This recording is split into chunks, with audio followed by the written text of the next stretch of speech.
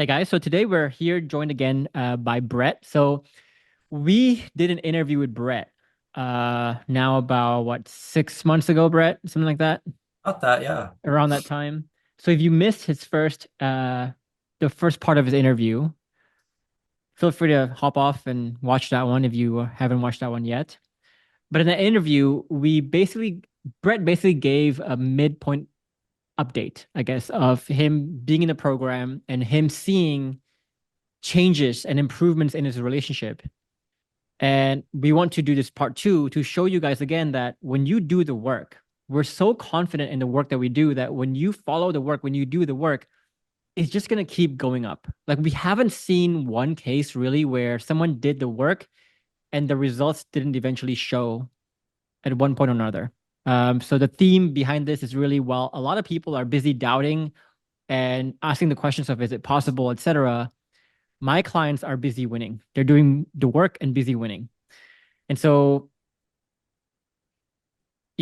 life is too short, as I say. We only live one life. And I would want to live the best life that I can, the best relationship that I can as soon as possible. But without further ado, I guess, Brett, can you give us an update on what has happened since the last interview with you? Um, yeah, so the last interview I did with you, I was at home. So if just a quick recap of that, I separated in October, and then back in about mid to late February is when she had asked me to come back home. So really only like 4.5 months or so. So I've been home. We've been on amazing vacations together. We've been going on lots of dates together. Um, our emotional connection is, I would say, as strong as I've ever had with her, for 9 years that I've known her. This is as good as it's ever been before, even though we haven't like officially reconciled yet. Um, she's becoming a lot more comfortable with a physical part of our relationship that I can't say I don't think that's happened since before our daughter's been born, so 5 years. I mean, it's just been a pretty incredible change, even from just the last time that we met to where we are right now. It's funny you say that because when you said about the physical connection thing, I've always grown up in this mentality that the best sex happens in the beginning of the relationship. And then once you get married, it kind of goes downhill from there. But my partner and I, so with those of you who are seeing the background, and we're just talking to each other the previous night, I was like, we've been together almost a decade, and I feel like our sex is better now. We're having more of it, better quality, better connection, physical, emotional, spiritual connection than ever before. And if so, it's bullshit what people say about sex Yeah. becoming worse. And it's all about that safety again, which we'll get to in a bit. But I want to start strong here. So in since the last interview, I think you discovered quite what many would consider devastating news or devastating tough truth from your partner. Can you expand more on that? Yeah, so the I'm assuming the experience of you're referring to when she came and told me that there was kind of another guy in the picture. Um, yeah, so just a little bit of context behind this. So when we had separated, she works at like a local grocery store, and there's a guy that she became really good friends with even before we separated. He'd been going through a marriage issue of his own, not quite a divorce yet, but it's probably leading up to that. So when, she's having problems with her marriage, he's having problems with his marriage, they're friends. Like that's a moment for them to relate, connect to each other, like understand each other's emotions, what they're going through.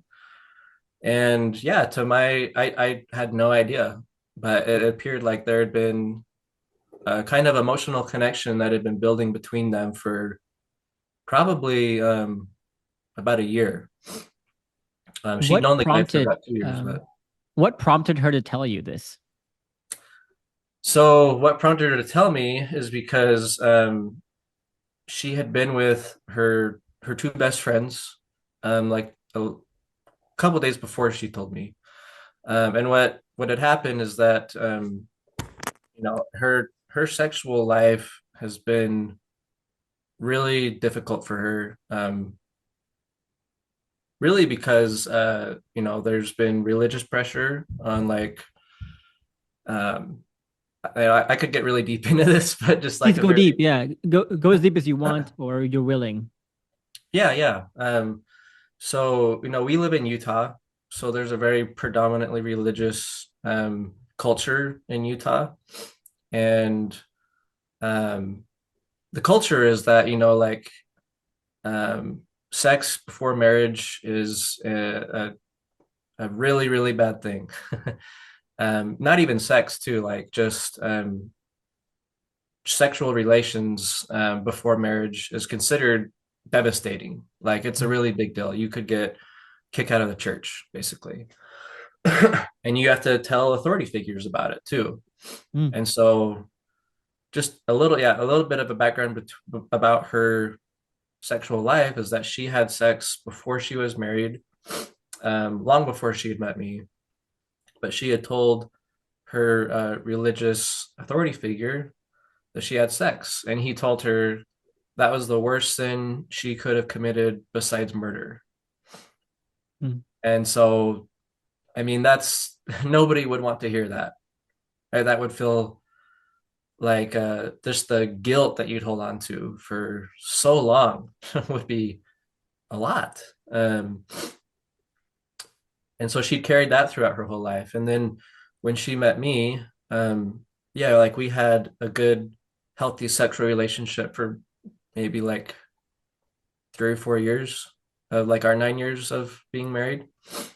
Um, and then after we had our daughter, it was just like it was always a topic of contention between us. Like she just never felt like she could really feel comfortable with sex around me.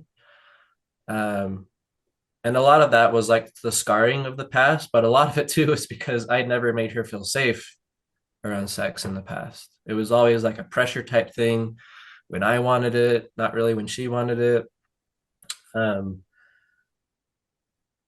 I would make comments about her body that sure, like in my head back when, like we always talk about like the old self just was pretty clueless and pretty stupid and dumb and didn't really know the right ways to interact with people. Like, yeah, my old self would make comments about her body that, you know, later finding out a while later that it was really hurtful for her. And so it was just, yeah, the culture around sex between us was very unhealthy. It was very damaging to her. And she just really felt like that for her whole life, she's never really discovered like her own sexuality. She's never been comfortable with it. mm. So I And want to detour the conversation away from the emotional affair for a little bit, into this sexual issues first, because I feel like this is a problem that a lot of people face, and I feel like a lot of people face it and try to resolve the problem in the wrong ways. So let's just set the stage here, in talking about most people's philosophy when it comes to solving sexual problems versus our philosophy on it. And Brett, this is kind of your new philosophy as well. So the first principle we need to understand is like sex for a woman and man is very different experience. For a man, we are literally, physically, in a physical sense, in a spiritual sense, in an emotional sense, very thrusting, right? So we don't need a lot of safety, to be honest, to want sex. We don't need a lot of, there's not a lot of like receptivity, not a lot of emotional vulnerability needed for us to have sex or to want sex. But for women, it's very different. Not only like physically speaking, it's a much more receptive place, which requires a lot of emotional vulnerability, right? So if you think about women, for example, in sexual situations, right, they will not want sex unless they feel safe. They can feel safe to be vulnerable enough to just surrender to the male entity, the masculine entity in a way. And so, what a lot of men do when they're having sexual problems is they try to play some manipulative games or logical games to try to get sex to happen more. So, let's say your partner's tired, she's not in a mood. You tell your partner about, like, hey, like, what do you say? Like, I guess let's go to you here, Brett. If you, Well, it's uh, like, hey, it's kind of been a long time since we've had sex. Like, why is that? Like, shouldn't we like, isn't that an indicator like something's weird between us? Like, I think that we should, yeah, it's just like I think that we should have sex because it's been a while and we don't want it to like, I would often say to my wife, like, is it that you're not attracted to me? Like, it makes me kind of feel kind of bad that you don't really want to have sex with me. And then whenever we watch movies, for example, like rom-coms or whatever, I would tell her like, yeah, I like it when when women do that, or I like it when women do that. I wish we could do that more. I wish we could do this more. I wish we could do that more, whatever it is. So it's a subtle, backhanded guilt tripping, me playing yeah, the pity card in a way too, to try yeah, to I get would do her to that for like want, sure. I yeah. would do that. Yeah, yeah. And it and I mean it's unfortunate like looking back at it because what I had made her feel like is that it's because of her lack of sexual craving, sexual desire of why our sexual relationship sucks. Like it was her fault. But like we need to understand also about the falling versus striving phenomenon too, about how sex for women is a very falling thing, right? Hmm. So She would tell me that, yeah. yeah, A so like very I need, emotional thing for her. yeah, I need to want it, and it needs to be my choice. You can't tell me, like you can't just tell me to want it. I can't tell myself to want it. And a lot of guys don't understand that, but the best way to understand this is like sleeping. Falling asleep is a great analogy for this, right? It's like imagine telling an insomniac, you suck, you need to sleep. Like, what is wrong with you? You need to sleep. You need to fall asleep. Do you think that's going to help him fall asleep? Guilt tripping him into falling asleep, making him feel guilty for not falling asleep, getting angry at him for not falling asleep? No, it's probably going to worsen the insomnia, right? So, sleeping is a very falling thing. The moment you, if you try to fall asleep, if you try to force yourself to fall asleep, the less likely you will fall asleep. Same thing, like if you force your partner to want sex, the less likely she's going to want it too. Um, She pretty much have sex just to get me to shut up eventually.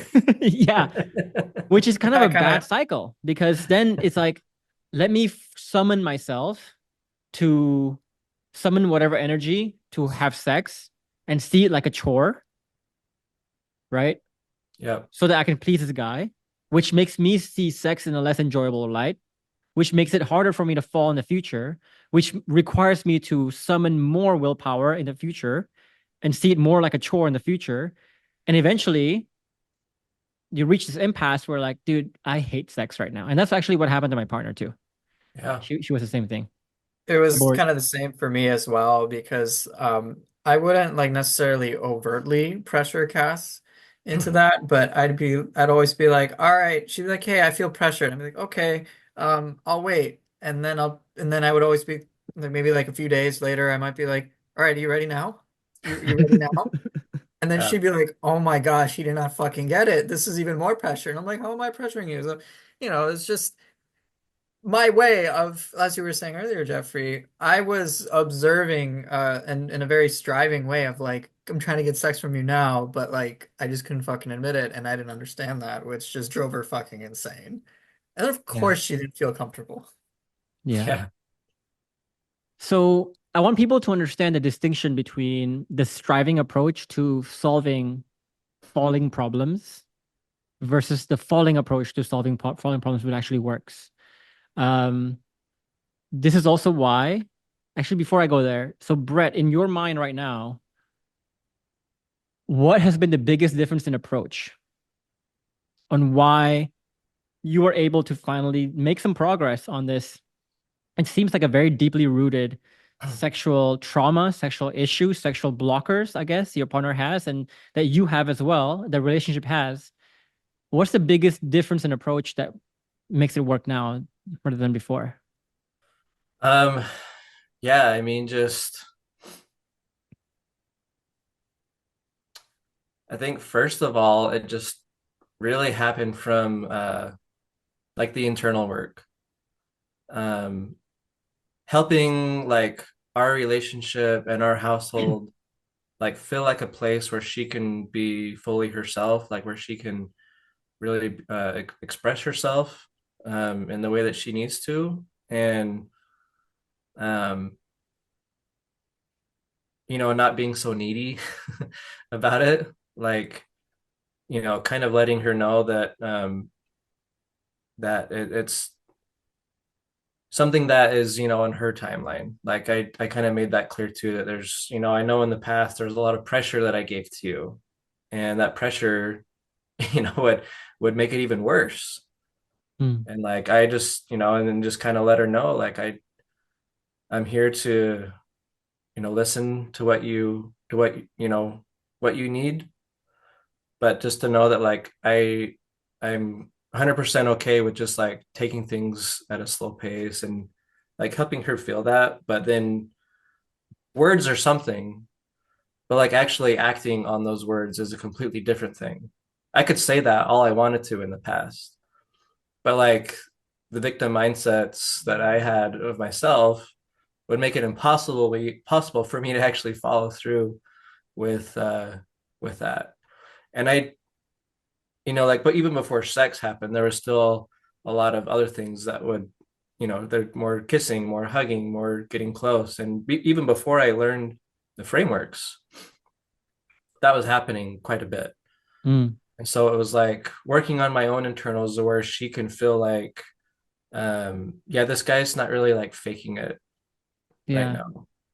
So Like just step, this is, yeah, yeah, to it's take a just couple of like, steps back, yeah, right? yeah, So I think to summarize what you're saying is like there's a reason why we take what we call the bottom-up approach when it comes to solving sexual issues, while a lot of men, I think, take the top-down approach, yeah. which is that we always say if you have sexual issues, do not focus on that yet. Because what has destroyed the sexual parts of your life is really the lower pillars like safety being broken, admiration being broken, alignment being broken. And just to show you why safety is so crucial to um, that sexual life, right? It's let's look at how much vulnerability and safety it requires for your wife to tell you a lot of the traumas and a lot of the difficult, painful scarring that she has from what you've done, from what other people have done, from childhood traumas. I mean, that's a very sensitive, very embarrassing, very vulnerable topic to discuss with someone. And if you haven't created that safety with your wife to for her to be able to feel safe talking to you about that stuff, we all those scarring stuff will never be addressed. And if it's never addressed, you can never resolve it as well. My partner has the same thing too, where there's a lot of really embarrassing details or very sensitive details that she shared with me about our past, about her childhood past, because she grew up in an Asian household too. And so sex is a very different idea in an Asian household than it is for Western societies, right? Also, with a lot of the things that I've done in the past to really turn her off from sex, even subtle things, right? Like, whenever I would coach her on what I like sexually versus not, I coach it in a way that made her feel like who she is, what she's doing is not good enough. So she never felt like she's the queen, the seductress queen. And so yes, logically she understands I need to do this to please Jeff, but I just don't feel like I am the being that is able to do this. It's a very subtle thing, but think about how much vulnerability that kind of conversation requires too, and how much Uh, admiration, how much alignment, right? Sorry to cut you off. no, no cut off at all. I was agreeing there, and I had a very similar experience with that, where again, is really before I had learned the framework, so I had my internals to rely on, and the internal work I'd been doing, and then the TTH, where Mhm. um, I'd come home from a work trip, and it appeared like before that she was really comfortable, like hugging, kissing was like kind of being introduced, but it was still a little new. And when I came home from my work trip, I like go to give her a hug, and she just, like, oh, like little side hug. I'm like, oh, okay. Like that's a little different from when I left. And she was just like really just cold towards me, like wouldn't really say much. And so I just, let her know, like, hey, I just noticed that you might be feeling like you need a little space right now, and I want to give that to you. And she just she just unleashed, honestly, about like I just never really understood like how much pain you caused me. And she just went, yeah, let me know everything. Yeah. Um, about the comments I'd make on her body, about how yeah, just like sex was just never her choice. Like it was always, she just felt like it was always her fault Mm. why the sexual relationship was bad.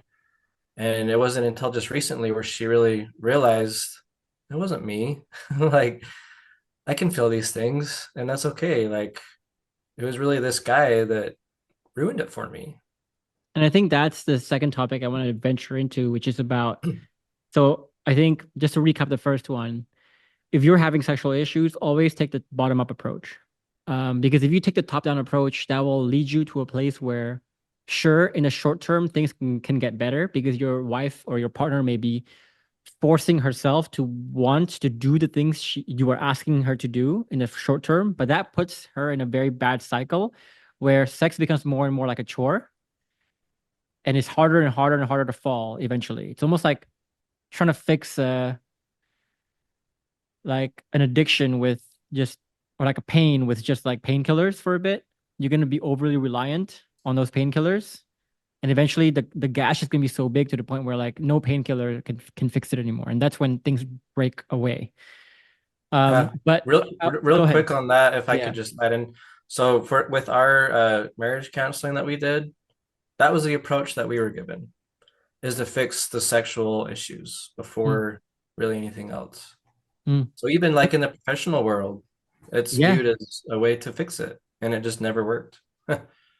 Let's table that, but it makes me kind of curious as to how good the sexual life of your therapist was. But anyway, because like does it actually work for them?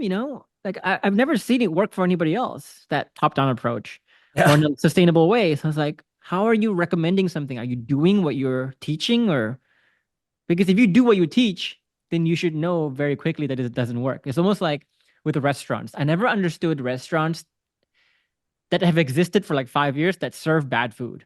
I'm like, don't you taste your food? Like you would have known from day one that the food tastes bad. You would have made fixes. But you know, but the second point I want to address too is about this misconception people have about what creating safety actually means. So earlier you were saying, yes, part of creating safety is like you need to be able to tell your partner your new self, your new intention, etc. But telling is just like 5% of the game. And really following through on that is more important. So it's being very curious about showing that you're curious about your partner's inner experience, inner traumas, inner stresses, not just the nice ones, but the ugly ones as well.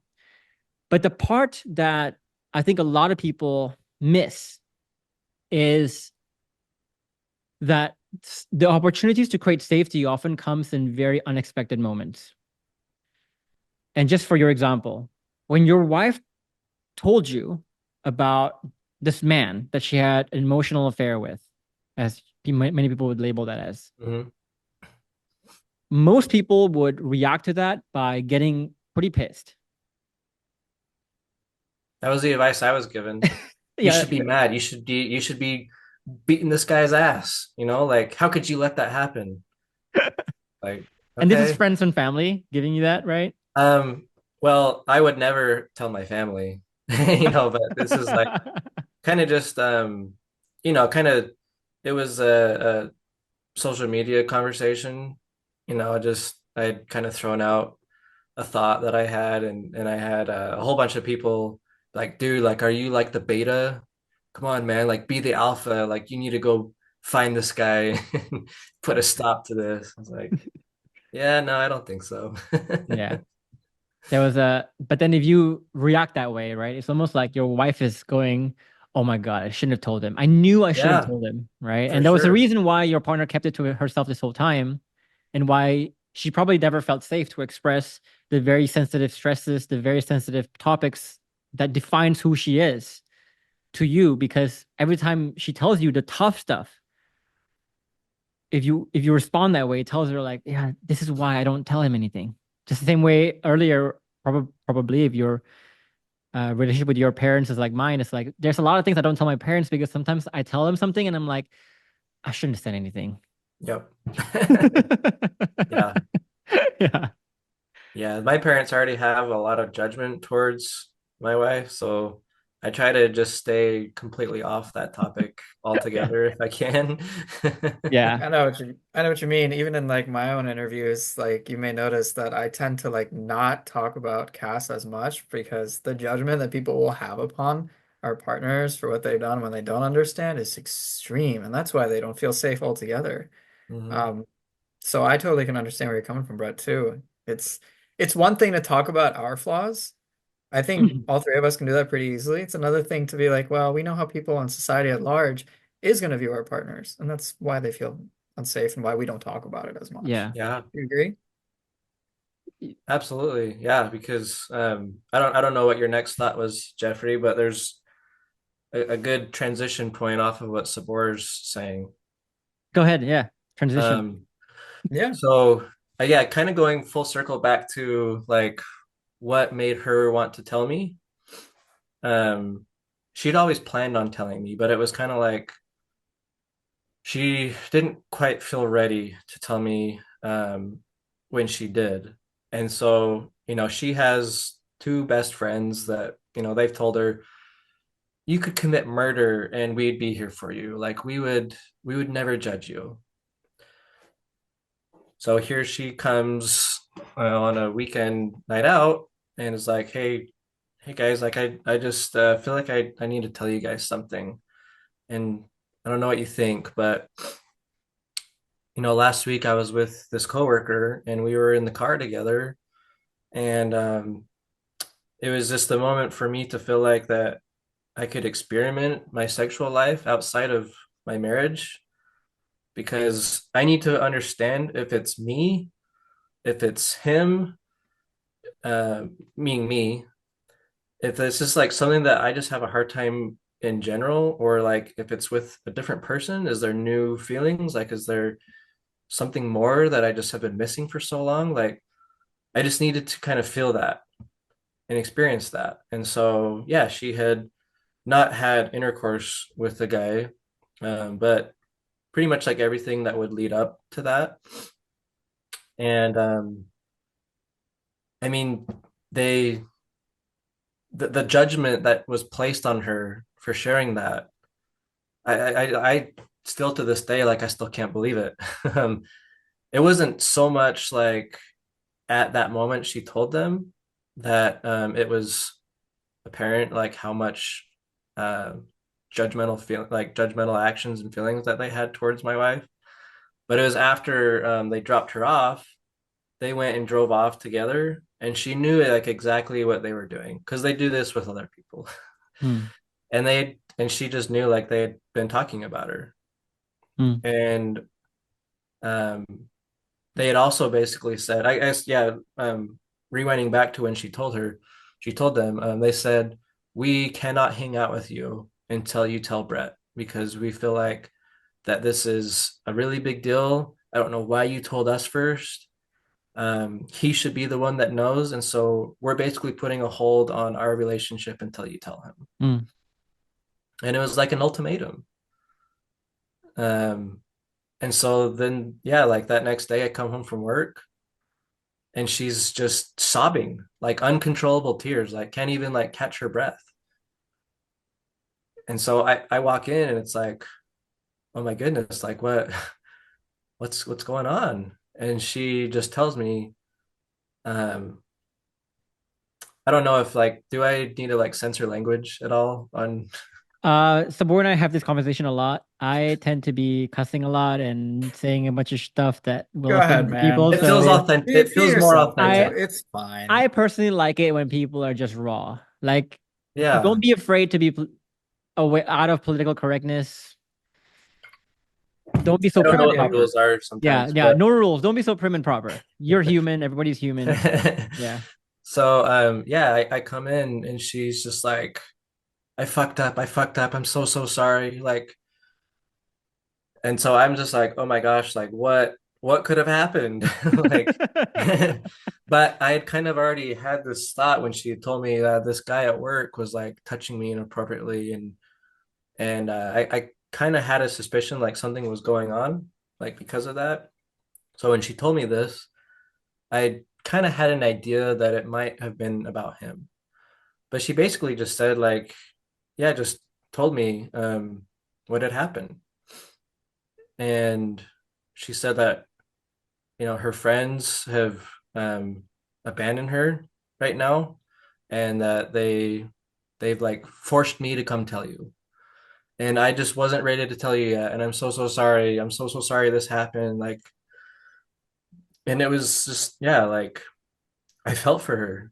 And the interesting thing though was that there was not an ounce of my body that was upset at her. Yeah. Like it was because when she just kind of explained to me further, and just me listening to what she has to say, it's like here's somebody that I made feel completely unsafe about sex for so many years. Like I did a lot of this damage, and for her to like live her entire life not ever knowing like if it's a problem because of her, if it's a problem because of me, if it's what if there's something out there that just makes sense for her and feels good for Yeah. her. Like if I you want you go to on. imagine though, Brett, if let's say you haven't changed your paradigms yet and you were to act in response to this in the way a lot of the social media people were to act. So let's say I can see a lot of people saying, for example, yeah, your friends are right. You should have told me first. I can't believe you didn't tell me earlier. Or I can't believe you did that. You had an emotional affair. I think you crossed the line there. You crossed a boundary, Absolutely, yeah. right? And I'm not gonna be like a pushover who's okay with this. Imagine if you responded in all those ways. So think about her expressing that to you and you responding in the way you did, which I don't think people realize just how much safety that creates, right? Like think about it. It's a person who's been like battling within herself for a long time. Should I tell? Should I not? Should I tell? Should I not?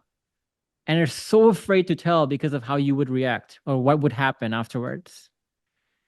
And it's not just this thing, it's many other things in her mind that she's so afraid to tell, including her confliction with sex and her identity around sex, probably.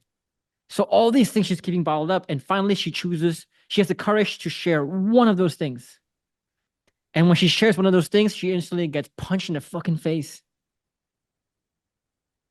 Imagine how much safety that will destroy, or imagine how much safety it can create if you finally share one of those things and you realize, hey, good things happen. So let me share one more thing, one more thing, one more thing, right? So I just want you to understand just how pivotal that moment was and how unfakeable that was. Because if you talk to those people in social media, I bet you they're convinced they're right. They're Yeah, convinced their way of seeing things was right. And your way is absolutely ridiculous.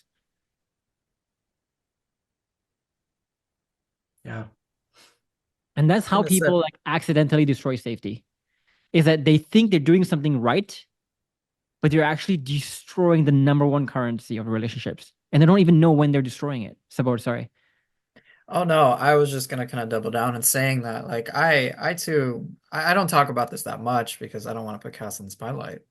But there was somebody else that she was interested in too, and she told me about this. And I remember the response that I had, courtesy of me working through my bulletproof vest and so on and so forth, and changing my paradigms, was very similar to what you're describing, Brett. Is that it wasn't, and this kind of goes to the difference between surviving and thriving, which is very much. it sounds like for you, Brad, as it was the same case as me, when your partner revealed this to you, there wasn't even a speck, not even a speck of that judgment, of that harshness, of any of that safety destroying material whatsoever. It was that instant like compassion which helped you build that safety. Is that right? Like, was there a part of you that felt like you had to fake it whatsoever? Was there any like struggle to be there for her in that capacity? I mean, the amazing thing is like not at all. When she was crying and saying that she fucked up so many times, I mean, I was nervous. I'm like, oh, like what, what is she gonna tell me? Like that was like the only anxiety that I felt like through the whole thing was just like not really knowing what this big thing that she was gonna say.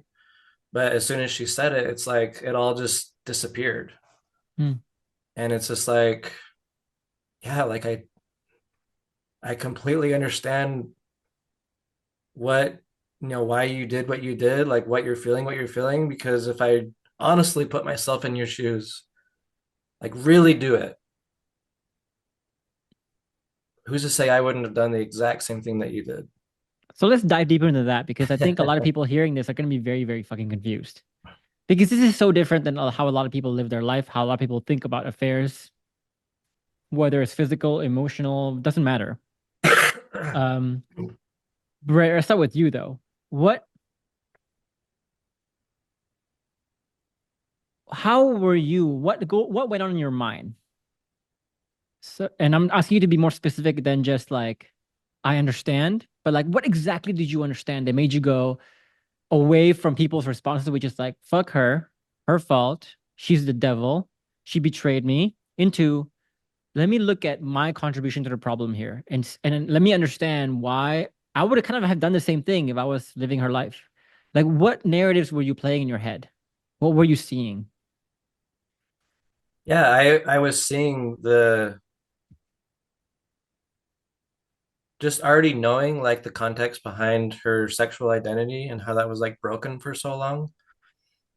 And I mean, it started a lot with me just like listening to what she wanted to tell me. And a lot Mm, of things came out, and the sexual identity was one of them. And so, yeah, like I try to like put myself in a place where I'm with this guy for 9 years, and sex is like the last thing that I ever want to do with this guy or even talk about with this guy. Um, and so yeah, like I um I have all that in my mind of like um if I were her and like I really wanted to discover like my sexual identity, the last person that I could go to was this guy, me. That's the last person I would ever feel comfortable to do that with. And so as I've kind of developed like this emotional connection with a coworker who um has yeah, I mean, I'm sure there's a lot of things that were shared between each other, relating to each other's marital issues. And there's just a sense of comfort and a sense of emotional connection that she had with this guy. And it's like, if I don't ever figure this out, like in my life, like how much of like of a wasted opportunity if I'm like 70 years old one day and it's like, yeah, like what if I would have done that? Like, what if I would have just tried this one thing with this guy, and what if that had solved all my problems? Like what if that had just like helped me figure things out? Like mm. imagine what like the last 40 years of my life would have been like if I would have just done that. I And that's think like what a lot goes of what I was through, thinking is just yeah, the regret, like the just the missing part of a basic like human need. And like yeah. to never feel like that you could ever figure that out because the right thing to do is to not hurt this guy and to like not go against societal norms of um I can't do this because technically like I'm still legally married. I think another thing that I sensed that led to this humbling realization was also that I think deep down you knew that your wife exploring this a relationship with this other person, it didn't actually come easily to her. Like, I think you can sense that it's almost like the devil made me do it kind of thing. Like I was forced to do it. Like I don't know how else to do it. Um, there was so much cost, obviously emotionally, spiritually, just betraying of her internal self that she needed to have to take on for her to decide, like, yep, I know this is gonna make me a pariah. I know this is going against everything that I want to do. This is betraying myself, Brett, and everyone else. But this lack that I'm trying to fill is so big that is worth that cost right now. Yeah. Like, I don't think I know anybody of my clients, and we have thousands, whose partners have had an affair, and they actually had an affair in a light way, like and took it lightly, took it easily. I don't think that was ever like a win in their eyes. It's always like done after a lot of deliberation, a lot of betrayal, a lot of just like self-hatred, self-loathing that they to do it. Um, and so with that said, I think the other thing that I think a lot of my clients feel, and I think you may feel as well, Brett, and correct me if I'm wrong here, is also I think it's a realization that asking someone to spend the rest of their life with you and not look elsewhere, their one and only life with you and not look elsewhere is a very, very big ask. And I think if you're honest too, you can see that your wife actually dedicated her life to you in the beginning. So in the beginning, right, in the honeymoon phase, in the marriage phase, uh, do you promise till death do you part? Yes, I love you. I'll be here with you forever. So how did she go from there to the point where I don't mind betraying this person? It's okay. I mean, it's one thing to say like this is her fault, but it's another to I think it's more courageous to say, what did I do? What happened? How did the leadership fail this whole ship? Was that kind of what was going through your mind too? Um, yeah, so if I understand your question right, it's more of like um trying to understand like what might have gone wrong from like my part. I think so, but also I'm trying to contrast the difference in how you reacted versus how most people reacted, right? Because a lot of people they might realize that yes, maybe I've done something terribly wrong to destroy this relationship, to push her to that affair, whatever it is. But a lot of people will still maintain that narrative that nope, affair is an affair. It's wrong. It's her fault. Cross the boundaries. I don't care what I did. She cannot do that. But you didn't think that. Why? Yeah, I mean, I feel like the best answer I can give is just that I honestly looked at her and everything that like she had gone through and just thought like if I were in her position, um, would I have wanted to do the same thing? Would I have felt like doing this action could have like really helped me understand things? Like Mm, it's just that's really like just what I thought of in the moment was like just if I was you, like it honestly just like makes a lot of sense why you would have done that, given all the context and the hurt and the pain and trying to understand like a big part of my life and trying to fill that need. Um, but are you like, did you really think you were that bad? Because like a lot of people will say too, come on, Jeff. Sure, I wasn't the best, but I wasn't that fucking bad. I mean, Like it I took still a while provided. to I realize still that. paid for shit. I still Yeah. provide shelter. I still cook. I still do dishes. I still provide her with some emotional support. I'm still there. Did you think that? Um, at the time, no. I think like in that moment, no. Like I think, yeah, if you would have asked me, um, 7 or 8 months ago, like, yeah, it wasn't really that bad. Like it's still a little her fault too, but just I don't know, it's like the amount of work that's been done to my own bulletproof vest and like owning up to my own shit. and not being insecure about that, like being secure enough with myself to understand what I had done in the past and not like beating myself up for it and like holding on to it, like Mm. forgiving myself for that and just moving on with like what I know is now right. Mm.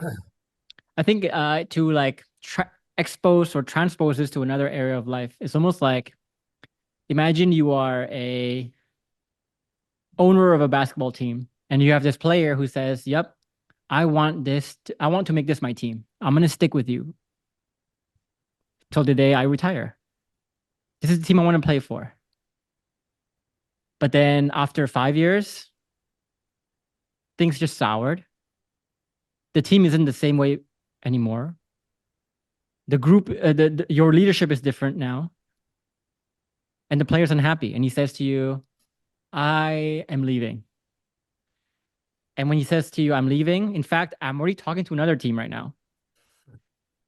And you go, "What do you mean? You promised though. You promised me. How can you betray your promise? What's wrong with you?" Like, think about how futile and how sad it is for that person to say, like, "But you promised. Look, it says in the contract." But I think what we're doing here is a much more enlightened approach, which is like, okay, so you initially wanted to spend the rest of your career with this team. Now you don't. Obviously, something happened. Let's figure out what happened here. I want to figure out what happened, right? I think that's a much more mature way of dealing with it than, "Woo, it's a contract." Yeah. And you can transpose it to like a workplace setting, to anything, to relationships even.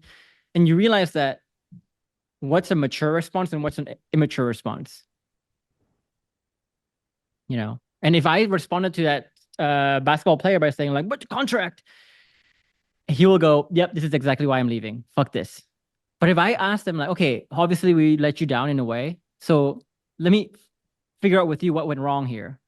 I bet you that team player is going to go, maybe I should have brought this earlier. Maybe the culture isn't as bad as I expected. See? And Mm. Brett, Yeah, go ahead, Sport. and I think for many of our viewers watching this, they can kind of see the journey that all of us have been through. And you were talking about 7 months, 8 months ago. You were like, yeah, it's probably could have been my partner's fault. But now you're in a very, very different place where you handle things in a much more secure, much more mature way, a much more anti-fragile type way. So my question to you is, in light of this, what made you want to go through that journey in the first place? What wanted you to continue trying to save your marriage despite knowledge of this type of affair in the first place? Um, because I knew like what had been going on before was never going to work. I mean, that's really like the How did main you know motivation though? of like How did you know it wasn't going to work? Like, because you could just easily play the game that a lot of people play, which is like, you know what? I think I'm fine. I didn't do it that badly. Let me just start a new relationship. If she doesn't give a fuck about me, I'll find someone who does.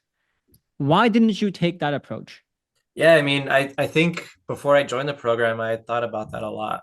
Like, oh, like I'm not having sex. I'm not really happy in my marriage. So like it just seemed like even though it was kind of a shock when I was asked to leave the home, it was still like I could see a situation where that might have happened, where it's like writing's kind of on the wall, like this is just not going great. And maybe if I ever get into a different relationship, like yeah, I'll find someone that like really appreciates me. I'll find someone that wants to have sex with me and like, you know, give me all the needs that I have. Like I'm sure I can find someone like that. I had a lot of thoughts like that Hmm. beforehand. And even like just the moments leading up to the program, I had a lot of friends be like, dude, you got to prepare for divorce. Like it's just going to happen. You got to be ready for that. And one of my friends had said, like the moment where like my dad felt like um his life could be saved again is when he like found a new partner after his divorce. And so there was a lot of thinking like that.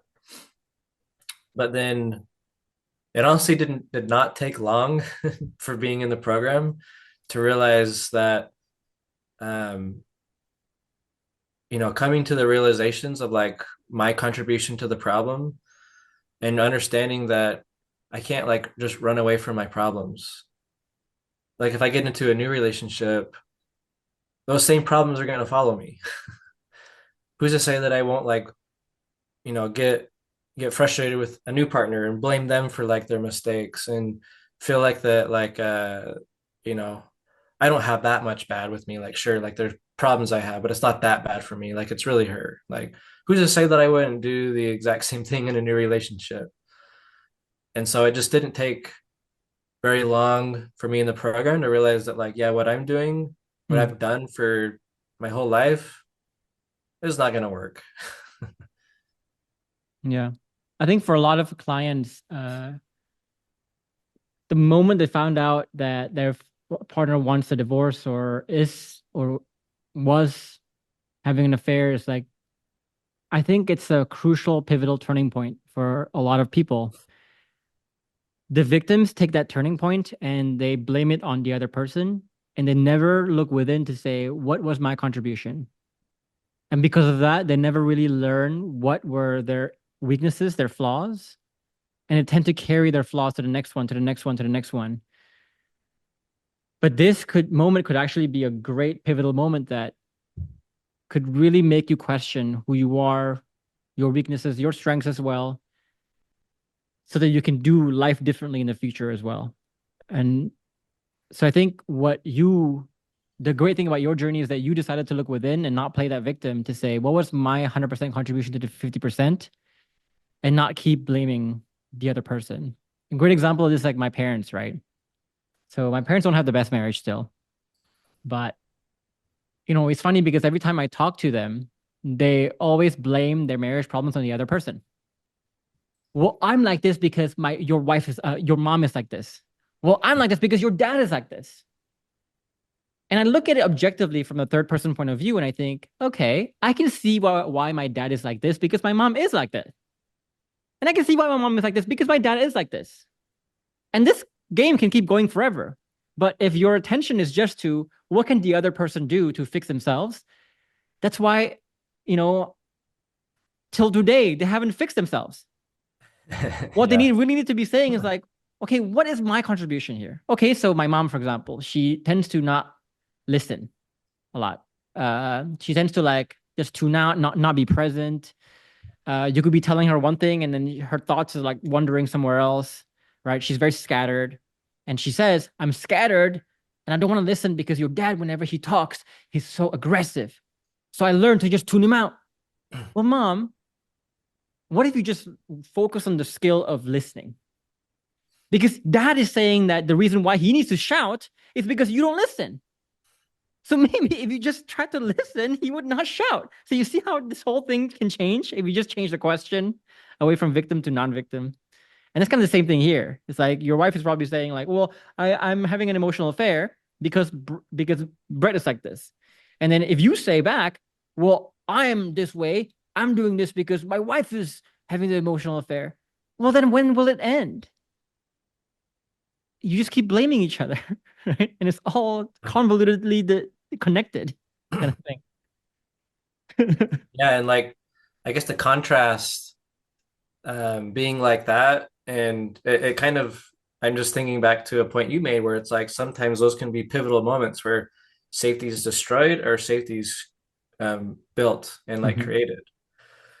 And yeah, like I kind of just wanted to maybe share like what her reaction was to me staying calm, staying like being in a place of understanding. It was a really, really cool thing that she said to me was just like, um, a few things. So as I'm like staying calm and all that, she's like, I was just like so scared to tell you, but honestly, like I knew that you would get it. Like I knew that you would understand and Mm. not be mad. But like part of me was just still afraid that you'd be mad. But like I keep telling myself that like no, like he's gonna get it. Like he's not gonna be mad. And she's like, I'm so thankful that like I was right. And then another thing she said was I think this is the coolest thing that came from it. She said, all the people that should be mad, Like my friends should be supportive. My friends should be there for me. They've left me. Like I can't tell my family because they would judge me so harsh. Like the one person that should be mad, you, is the only person that I feel like can actually understand what I'm going through right now. And that's And it was so awesome to hear that. Like honestly. and that's Yeah. the thing, like you've probably faced the implication is you probably faced a lot more stonewalling than most people. I mean, you face a lot of stonewalling in this case, like where maybe you ask a question, "Hey, what's going on?" She doesn't really say anything. She says, "I don't really want to talk. I don't really want to talk about it." Or variation stonewalling, right? So right now, like if you, because there's a lot of people who are watching my videos on stonewalling who are saying basically like stonewalling is a narcissistic thing to do. It's a wrong thing to do. Like relationships are about communication, so you need to communicate, you need to express yourself. And I think if you go to therapy, it's the same thing, right? Well, you need to talk about it with your husband. Well, I get that, but it's not that easy. So if you were standing in front of someone who's like facing stonewalling right now and they're really good, just getting angry and getting upset at their partner stonewalling and just grinding their gears, what advice would you give him? What perspective shifts would you give him? That's the reason why she can't tell you anything. Right? It's like I don't feel like I can tell this guy anything because he's probably gonna get mad. And then when I tell him, well, yeah, there he goes. He gets mad. So like, what's the point in me even like saying anything at all? Because it's never gonna go anywhere. But what a lot of And people don't like, understand too is like stonewalling is actually an expression in itself.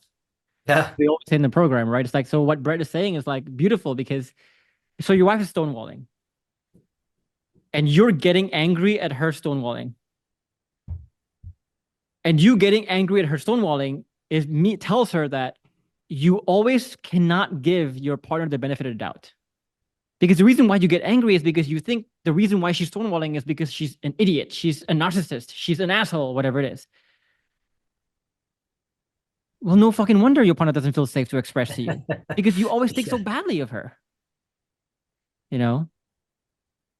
So yeah. when you Like like, you yeah, getting angry right. is confirming her stonewalling. Yeah, it's It's like like making so her it's like stonewall feeding more. it. Like I should stonewall more. Yeah, yeah, Yeah. exactly. Yeah, it's really funny. I had the same thing too, because Cass used to stonewall me and be very, very guarded. And I'm like, why aren't you telling me anything? Why aren't you telling me anything? Why aren't you telling anything? So, I guess this kind of leads me to a little bit of my next question, Brett, is given that your partner was stonewalling and you've described how, she has opened up to you, how did you get her to go from stonewalling you in the first place to where you're now, where your partner did feel very comfortable in telling you these things which are objectively quite difficult? And I'm interested to hear the response in a macro sense of like, how did you get through stonewalling in general? And the micro sense too of like, okay, so now whenever I'm sure your partner still says to you, right? Like, I don't really want to talk about it. That's stonewalling, but how do you slowly get her to open up in that micro moment? Yeah, so I guess like macro view, for her to feel safe enough to like express that, it's I I'm losing what the words are. Consistency over time. Yeah, like you kind of talked about like there's been so we've been separated for 11 or yeah about 11 months or that's when it happened. It's been about 11 months since that happened. Mm, I've been in the program for 10 months, and so there was enough consistency over time of like my own internals and like her sharing small things and realizing like that's okay to do that, mm, and then her sharing like a big thing. Like probably the biggest thing that happened first was like her sharing how much pain I caused her with her sexual identity. And that was okay. Like even after she told me all that, that same night, she asked if I could stay in bed with her that night because it just been a really, really long night. It was exhausting and it felt really good if she just had someone to lay next to. Like, I mean, that's like a huge shift from like um, you've done so much to hurt me and you've done so much to make my situation what it is. And then like that was okay for me to share. Like I'm gonna share more things. I'm gonna share more things. And we like ended up talking till like 1 or 2 a.m. that night. It's like, would you lay by me tonight? Like, is that okay? Yeah. And so So there's been moments where like she shared things and it's been okay. And so then, that confirmation bias just starts to dwindle down. And it's like, you know what? Like, I think it is okay to like share. I'm just gonna keep doing this. And so I just think that like the internal shifts being made, and then later followed by, the external shifts of like using the frameworks and in those moments, it just helped her realize that it's okay if I say these things now. But like before it wasn't. Um, but it's different. And so from like kind of a 10,000 view foot in the sky, like that's kind of what I see, um, why she's been able to now like open up again. Mm. It's kind of interesting how if I look at like a lot of client stories too, we always say the words like your partner's always watching, right? But not in the way you think, in the sense of you don't get infinite opportunities. So for example, in your wife's case, right? Imagine if she were to tell you the most difficult stuff about her and you will respond badly to it. What are the odds that she will share it the next time? Less. Yeah. And then let's say the second time she tries, you respond badly again. What are the odds that she'll share the third time? Pretty much zero, I think. Almost zero. Maybe there's a third time and the fourth time, but that's it. Um, so just note that the opportunities to perform are not always going to be there. And they're going to come in the moments you least expect it. And the best analogy I can give is like, imagine you are a budding like basketball player, a budding like boxer. The scouts, the big promoters are not always going to come to every practice, every fight you have. But you have to understand how to perform and change your mindset to perform at every single moment. You have to be ready. Because if you are not ready, the scout comes and you're not ready, they may not come back again.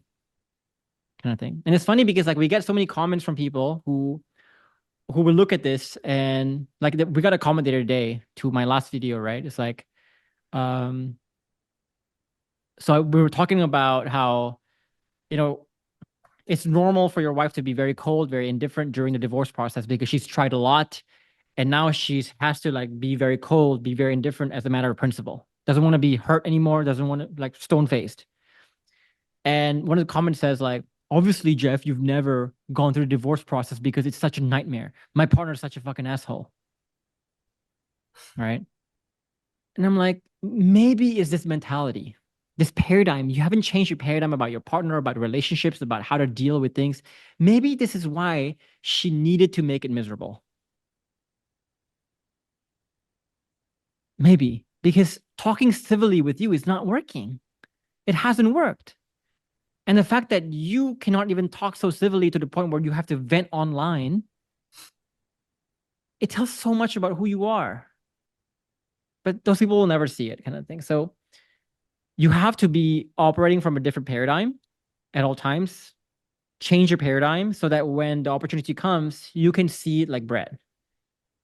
Where you don't see it like a threat. You see it as an opportunity that it is, and you use it to trampoline yourself into the next stage of safety rather than destroy safety more and self-confirm that safety. Another controversial question I want to ask you, Brett, is like, do you feel like you regret that decision? So, first of all, do you worry that like people always say, once you have an affair, you're a cheater. Once a cheater, always a cheater. Do you regret choosing this journey of saving this relationship after that emotional affair? Do you worry that she's gonna relapse? No, naming the answer is no. Like I don't regret that at all. How Um, not? because I think, just going back to like how that was a pivotal moment that could have changed a lot of things. Like I don't regret it because now like look what that's brought between us. Look at I mean we've talked about this topic probably 5 or 6 different times of and when I say like 5 or 6 different times, it's like a 30 minute conversation or so like about it. Like it's a topic where she can always like revisit that with me and talk about it, maybe even like a little bit deeper. And there's like new things that's kind of discovered from that, new things to like use the frameworks on and understand her a bit deeper on that. Like it's given us so many other like sweet moments from that. If I would have reacted in the way that like I think most people would have, um, honestly, I feel like that I don't know if I'd be at home anymore again. You know, like I could absolutely see that as a moment where like, you know, like I've given this guy the benefit of the doubt for a while and it's really seemed like he's changed, but it's just it's just not. He's just not, you know, like I think if I would have reacted in a way of blaming and being upset, like safety's destroyed again. And it kind of confirms that like maybe this is too good to be true. Like maybe it's not here to last. Like Yeah. it's been fun, but it's just I can't like be with someone like that again. Like I just can't do it. I used to think the same way too as a lot of people, like once a cheater was a cheater, but I'm not sure I believe that anymore because every time we've helped someone reconcile through an emotional affair, sometimes physical affair, sometimes even worse, I don't think we've had a relapse yet. I don't think we've had someone regret it yet. Like, I think every single time I talk to one of my clients who have reconciled after an affair, it's always like once I look, I really understand that my wife or my partner was really trying to escape a real pain, a real void that I wasn't giving her. And that once I gave her that, once I learned how to fill that void and the way I changed the leadership and the culture, the relationship, all those desires go away too. You know, I don't think I've had a relapse yet. Yeah, So, and to comment on like the do I worry about it happening again? Like it's funny because so during that moment when it had happened between them, it actually turned out to be a really negative experience for her. And like this was something that was supposed to be like about her, supposed to be discovering herself. And eventually it turned into him kind of taking advantage of the opportunity and really making it about him. And I think again, like how probably an average person would react. And so what I'm getting at is like, I don't know, this might seem come across as like I'm full of myself, like talking this way, Go ahead. but like it comes from the inner confidence of what the program gives you. It's like I don't really worry because this is giving me like an opportunity to for her to like compare kind of what options she has. Like, does she want to be and like kind of start a new thing with this guy who oftentimes she comes home and just like, oh, that guy, God, he's such an asshole. Like he was such a jerk to me today. Like, or just when that happened, it's like, um, when she's describing the experience, it's like, yeah, I mean, it just really sucked that like I don't regret what happened, but it really sucked because it left me really hurt again because he made it all about him and he made it like I have to do these things to him. And honestly, like I just don't worry about myself being like that anymore. yeah. And so it's like she has this guy who she's felt safe with before. Safety's been destroyed with that guy already. I mean, I don't know how many times she's come home and like vented to how like mean this guy was to her. How, I mean, just last night. I was up till 2 a.m. with her, and it was all about how she wasn't ready to like quite share every detail because she wanted to really just feel it first before she told me. But just like he's just the worst friend. Like I can't believe the things he's done to me. It's like she doesn't want to be with that guy anymore. And It's when it funny you say that. happened, Go ahead, go ahead. Sorry. when she had told me this night that she had told me about it, she said another thing she said was, it really helped me realize how good you really treat me. Which is what we And say so to our clients, right? It's like finding out your wife is having an affair is actually a good thing because that can actually, if you have really been changing and growing in the correct ways, that can help her understand and put into context how valuable you have become faster. And a great yeah. example of this is like with my own relationship. You know, 10 years together, like we've both had crushes with other people before. Like, I mean, we're 7 billion people on the planet. Like, it's human. But every time we do, we just kind of allow each other to explore that. And once we and explore, meaning like just entertain conversations, just, allow that to happen. And we're never coming with a scared place because we always think to ourselves, like, no, just when you have a crush on someone, you have this rosy colored picture of who they are. But until you get to know them, until you talk to them and you realize, oh, there's a lot of stuff that kind of turns me off.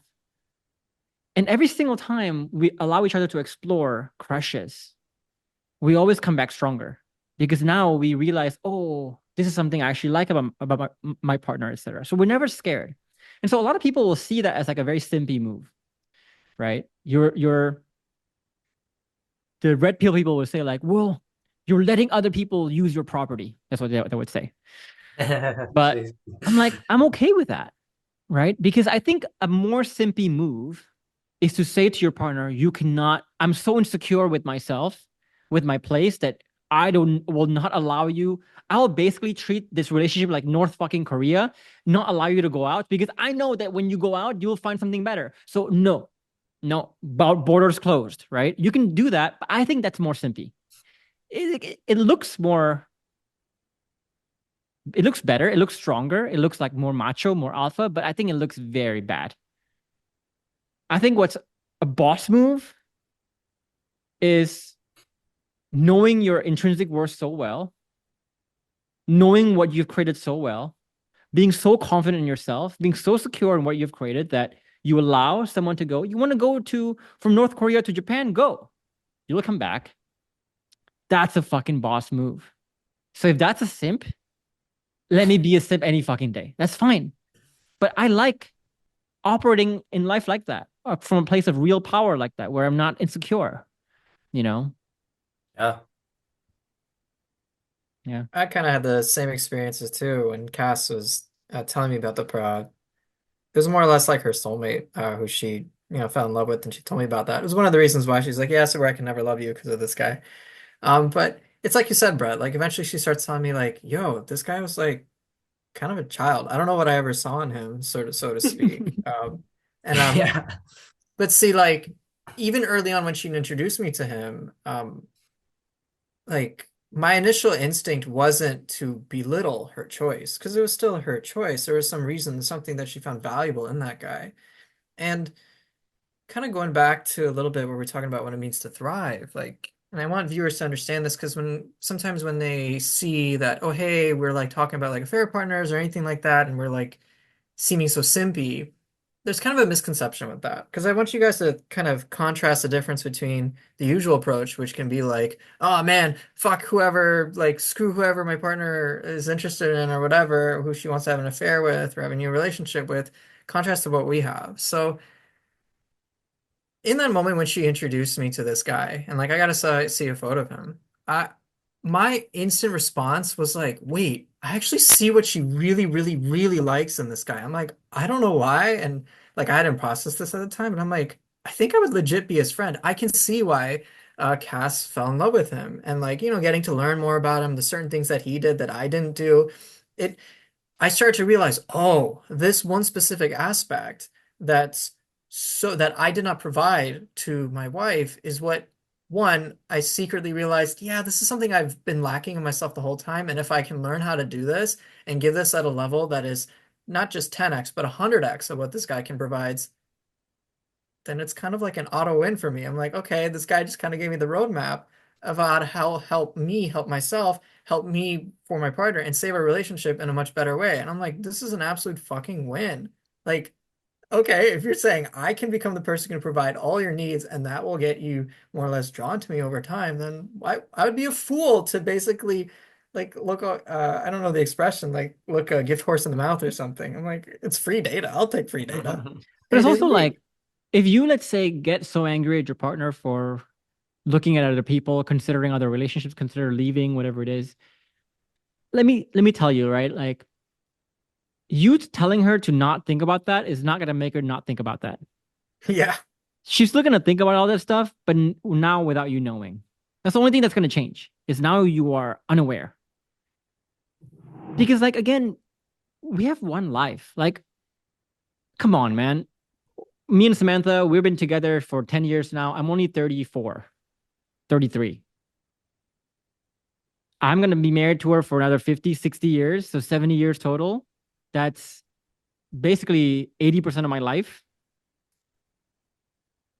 Come on, man. Of course, I'm going to question, like, could there be other paths? Like, it's no, isn't that normal?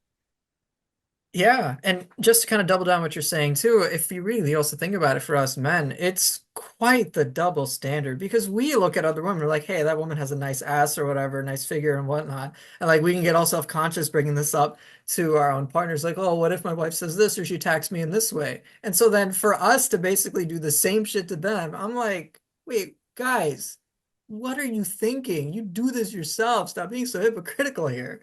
So, like Sabor said, I would rather know than not know. And I would want to create a space where I know she's thinking about that stuff, but I would like her to talk to me about it so I know and I can talk to her about it. Yeah. And further, there's so much you can learn from other people. Like Yeah. a classic example, okay?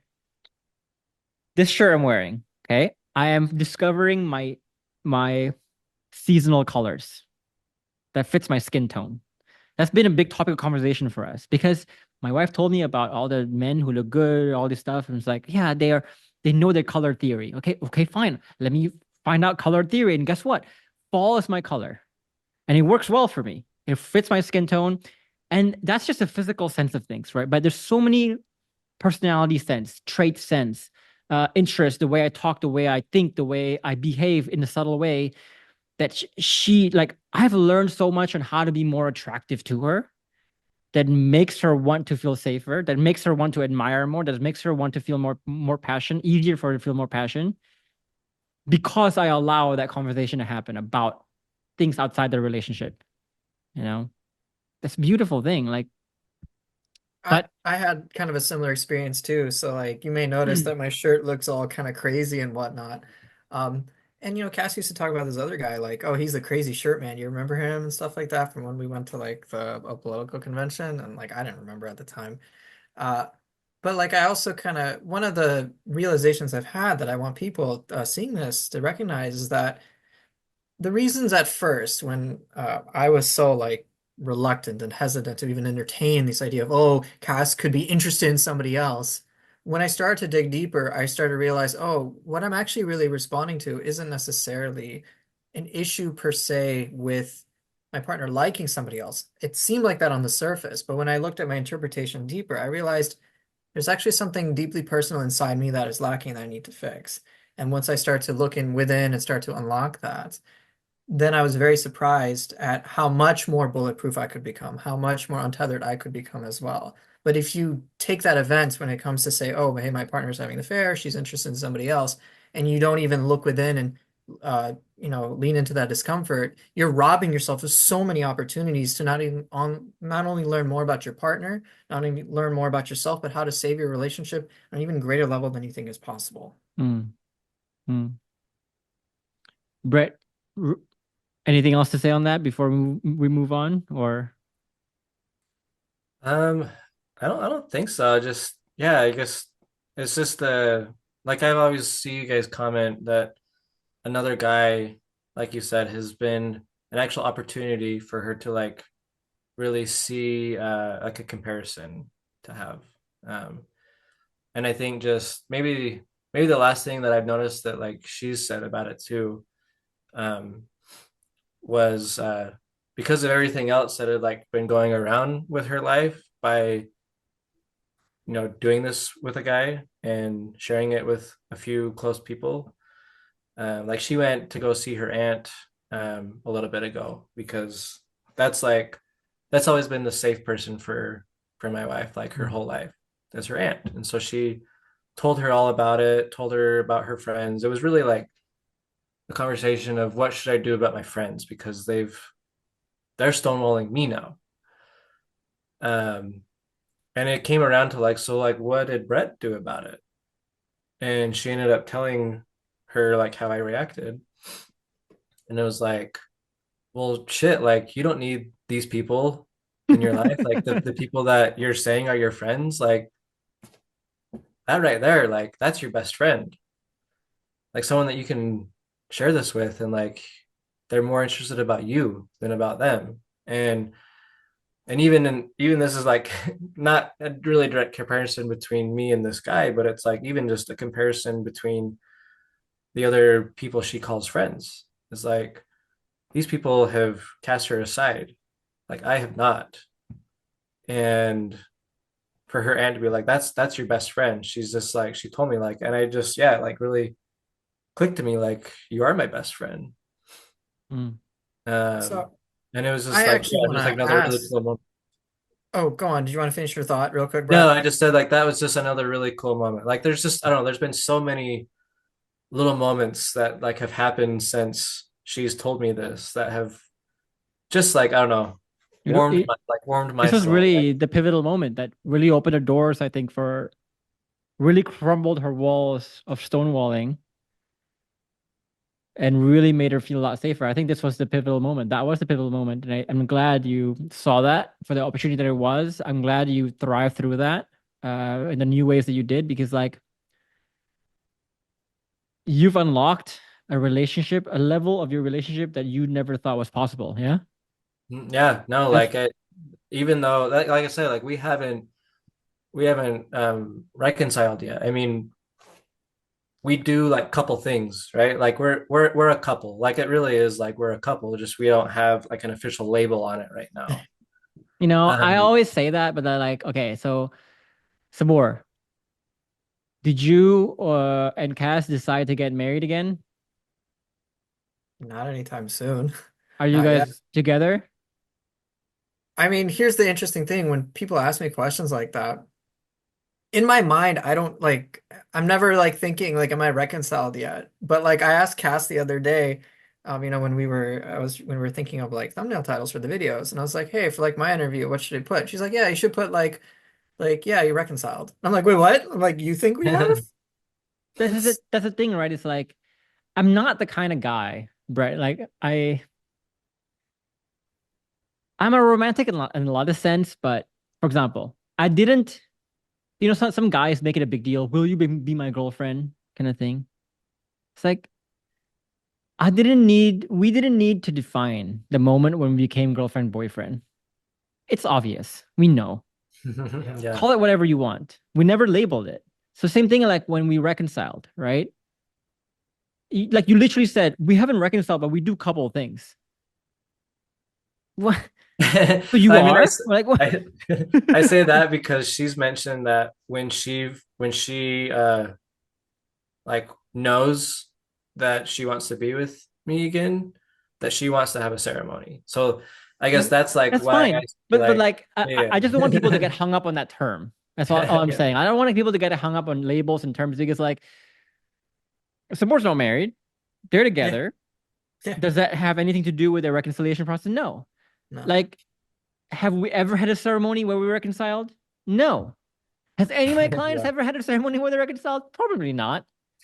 But it's just a hard line to have, which we also why like I think it's bullshit when other coaches say like we have a 75% reconciliation rate. How do you even define that? Yeah. I don't know how to measure that. It But is, and I just want to say it's difficult to measure that. I'm not usually even thinking about that, but like people from the outside to be like, "Oh, you two are a couple." Like my whole family's like, "Yeah, you guys are basically all back together again." yeah, My in-laws, my former in-laws were like, "Yes, we're come with us. Like, bring Cass, come over to England." Like I know Jeffrey right now, you're in England, and so they're just like, "Yeah, come over, visit us in England and London and whatnot." I'm just like, this is basically like what it was like when I was legally married, so to speak. So at a certain point, it's just like, wait, bro, this is just fucking semantics after a certain point. yeah. Yeah, that's true. But Yeah. Brett, have you ever in your whole journey with us, maybe even before you joined the program, have you ever felt like your situation was a bit impossible? Or maybe it was like, man, this is such an uphill battle. I don't think I can do this. I don't think this is possible. I don't think we can get through this. I don't think we can overcome this. Yeah. Yeah. Because when it first happened, I had some people that I reached out to. And yeah, I mean, I kind of mentioned this earlier in the interview, but they said prepare for divorce. I think the Like thing this people is, say here is like once a woman makes up her mind and makes it difficult for you, it's over. yeah. Along the same Yeah. I mean, lines. they just said like, dude, like you just don't come back from this. Like it's she's already told you what her decision is. Like that's what I was being told. So what would you say right now, like, because I mean we have new members coming in all the time, and I think in this interview we've really said like, okay, my relationship now is at a place where I never thought it could be there. Even when it comes to like your partner's doing things that you never thought she was capable of doing in the relationship towards you, whatever it is, right? Yeah. So we always tell you in the program, like, dude, just the only way you can feel the proof is if you do the work and become the proof. But if you were sitting in front of someone who's new to the program, who maybe feels like the situation's a bit impossible to overcome, what would you say? What could you say? Um, yeah, I mean, I think one thing that like I kind of thought of is like is she like is this person like is my wife rejecting me because of like Brett Hadley, like I can't be with Brett Hadley, like it just that's just the person I'll never be able to be with, or is she like rejecting who I've been, that's like the guy that's treated her like, I guess what I'm saying is like um let's say like it's still me, like it's still Brett, but I have like the qualities of like this really great guy that she desires. Um, so is she rejecting like um just like I guess me, like as in because of like my name is Brett Hadley, like I am who I am, like is she like, I just like I'll never be able to be with a guy because that's him. It's like she's rejecting like my personality traits. She's rejecting how I behave in certain things. Like she's rejecting just like kind of the idea of who this guy is. Like a guy that's an asshole, like a guy that treats her Yeah. bad, a guy that, doesn't she just doesn't feel safe with. So like if there's another guy out there that like she could feel that with, um, couldn't I become that? Like couldn't I like turn things around to where now I'm someone that's desirable because like she's chosen me before. I think that word become is a key word there. And I don't want people to misunderstand what Brett is saying here, which is really deep, which is Yeah. that, you know, I recently got this comment, right? It says like, it was a video about the Catch 22. And the guy says, great video, but it doesn't apply to me, right? My wife is not leaving because of the Catch 22. By the way, Catch 22 is a great book. First of all, the word Catch 22 is not from the book. The book got the word from the word itself. Okay, the word existed first before the book. Let's just clarify that. People always say that, like, question you too. You got that from the book. You read the book wrong. It's not from the book. But anyway, um, nobody leaves a relationship because of the problems. Nobody. Everybody leaves because of the catch 22 behind the problem. And the catch 22 is this, very simple, right? If let's say um you decided to spend the rest of your life with one person, and sure, you have money problems, you have whatever problems, but not only do you have those problems, but you realize that, hey, this is a person I can work with. I can talk about the problems with. We can find a solution together. Would you leave? Fuck no. Because you know that another relationship you go to is going to have problems too. But it becomes a real problem when you say, I have a problem, but this is a person I cannot talk about it with. That's the catch 22 where your partner will lose if she shares about the problem because it's been proven that like you're not the person to work together with. It feels like shit to work together with you. Number two, if she doesn't share, obviously nothing happens. So the only way is to leave. That's the only time when leaving comes into people's mind is if they're in the catch 22. One of the biggest ways people fall into catch 22 is when men try to convince their partners they're already perfect. So my partner, for example, like whenever I would tell her like whenever she would tell me something she's unhappy with, and then I would tell her like, no, hold up. You misunderstood where I was coming from. You misunderstood the meaning behind my words. You misunderstood my actions. It's like, Jeff, stop justifying yourself because the more you justify, the more you're telling me that this is the best you got and nothing will be better from here. So Yeah. stop. You're not doing yourself any favor. So whenever you feel like your situation is impossible, it's really impossible because you're trying to play the wrong scoreboard. You've probably been trying to prove to your partner that you're perfect, but your partner's not buying any of that. And so instead of changing your strategy, you tell her, okay, so if you don't believe that part about my perfect, let me come up with another one. Let me come up with another one. Let me come up with a bigger reason why I'm the person you should stay with. But it's a failing strategy kind of thing. So what your partner's looking for is someone with the perfect process. And that often involves you starting with you saying, like, maybe I don't know shit. Maybe you're right. Maybe I was wrong. Because then you're committing into other people like, this guy at least understands as a problem. If he if there's any hope of us ever resolving a problem together, we need to be aware of the fucking problem first. Kind of thing. So when Brett was saying like the word become, I want to be clear here that becoming is the key. It's not proving to your partner that you're better, that you're already perfect, you have changed. It's proving to your partner via your actions, long-term consistent actions here, that you're someone who can recognize problems and work on them and grow despite them. You have a trajectory. Sorry for that long detour, but I just want to make sure that's very, very clear. But back to the Yeah. question, right?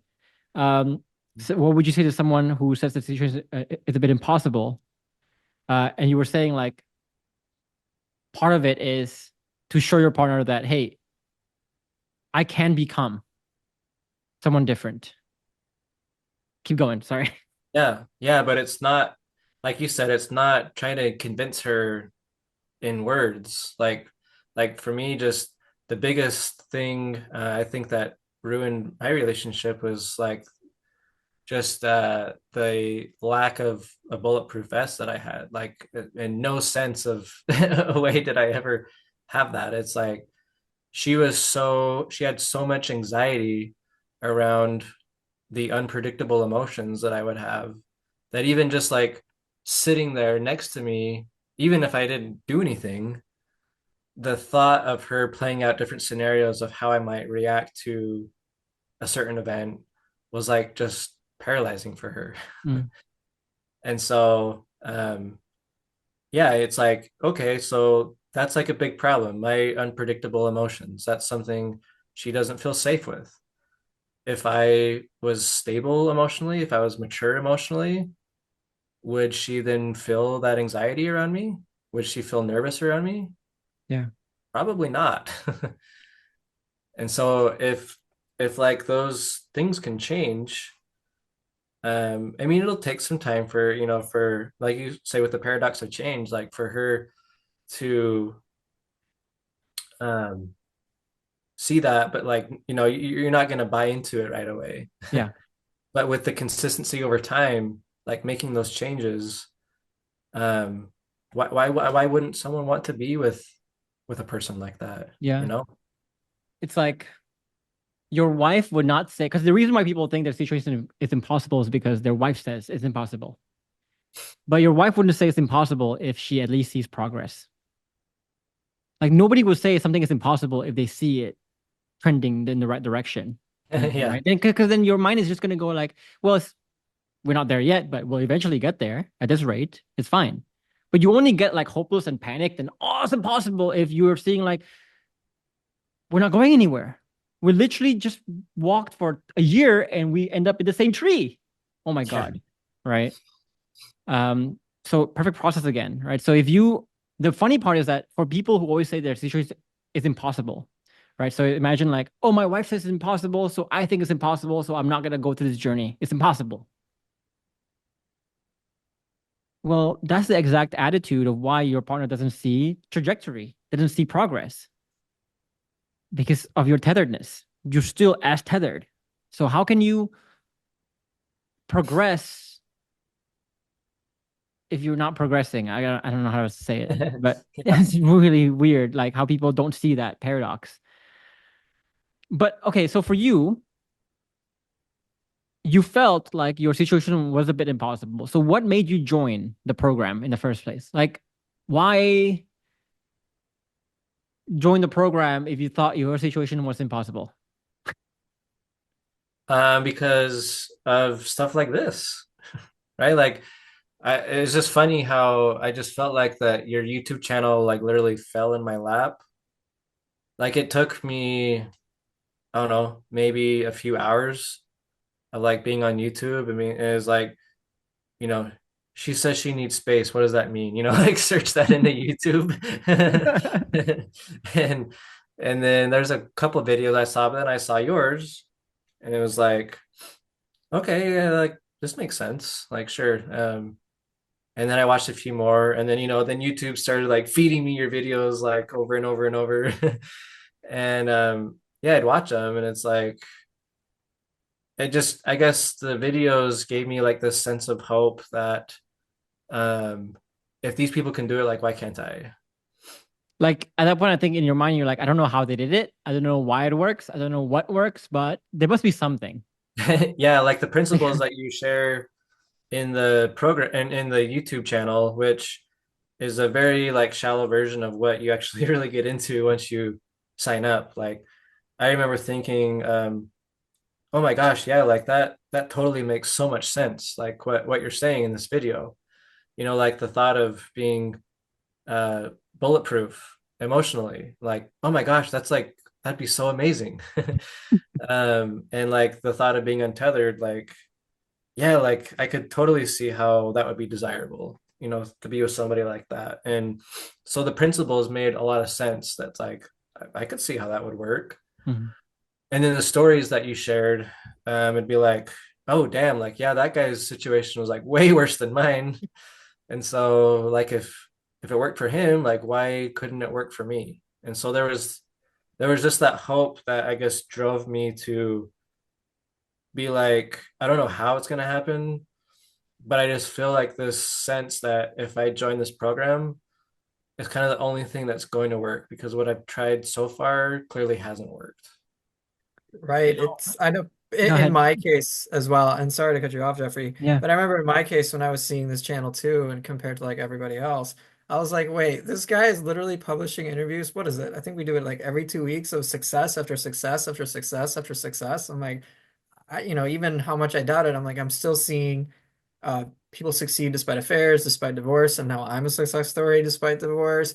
We have like, there's another client who went to prison. I'm like, wait, these are so many different unique situations on the level. I'm like, okay, I have tried to rack my brain more or less to see how this system could fail, but no matter what, there is always a story where it still succeeds. I'm like, at some point for me, I was starting to think like, I think I'd be kind of an idiot to not join this program because they've got some gold, but Yeah.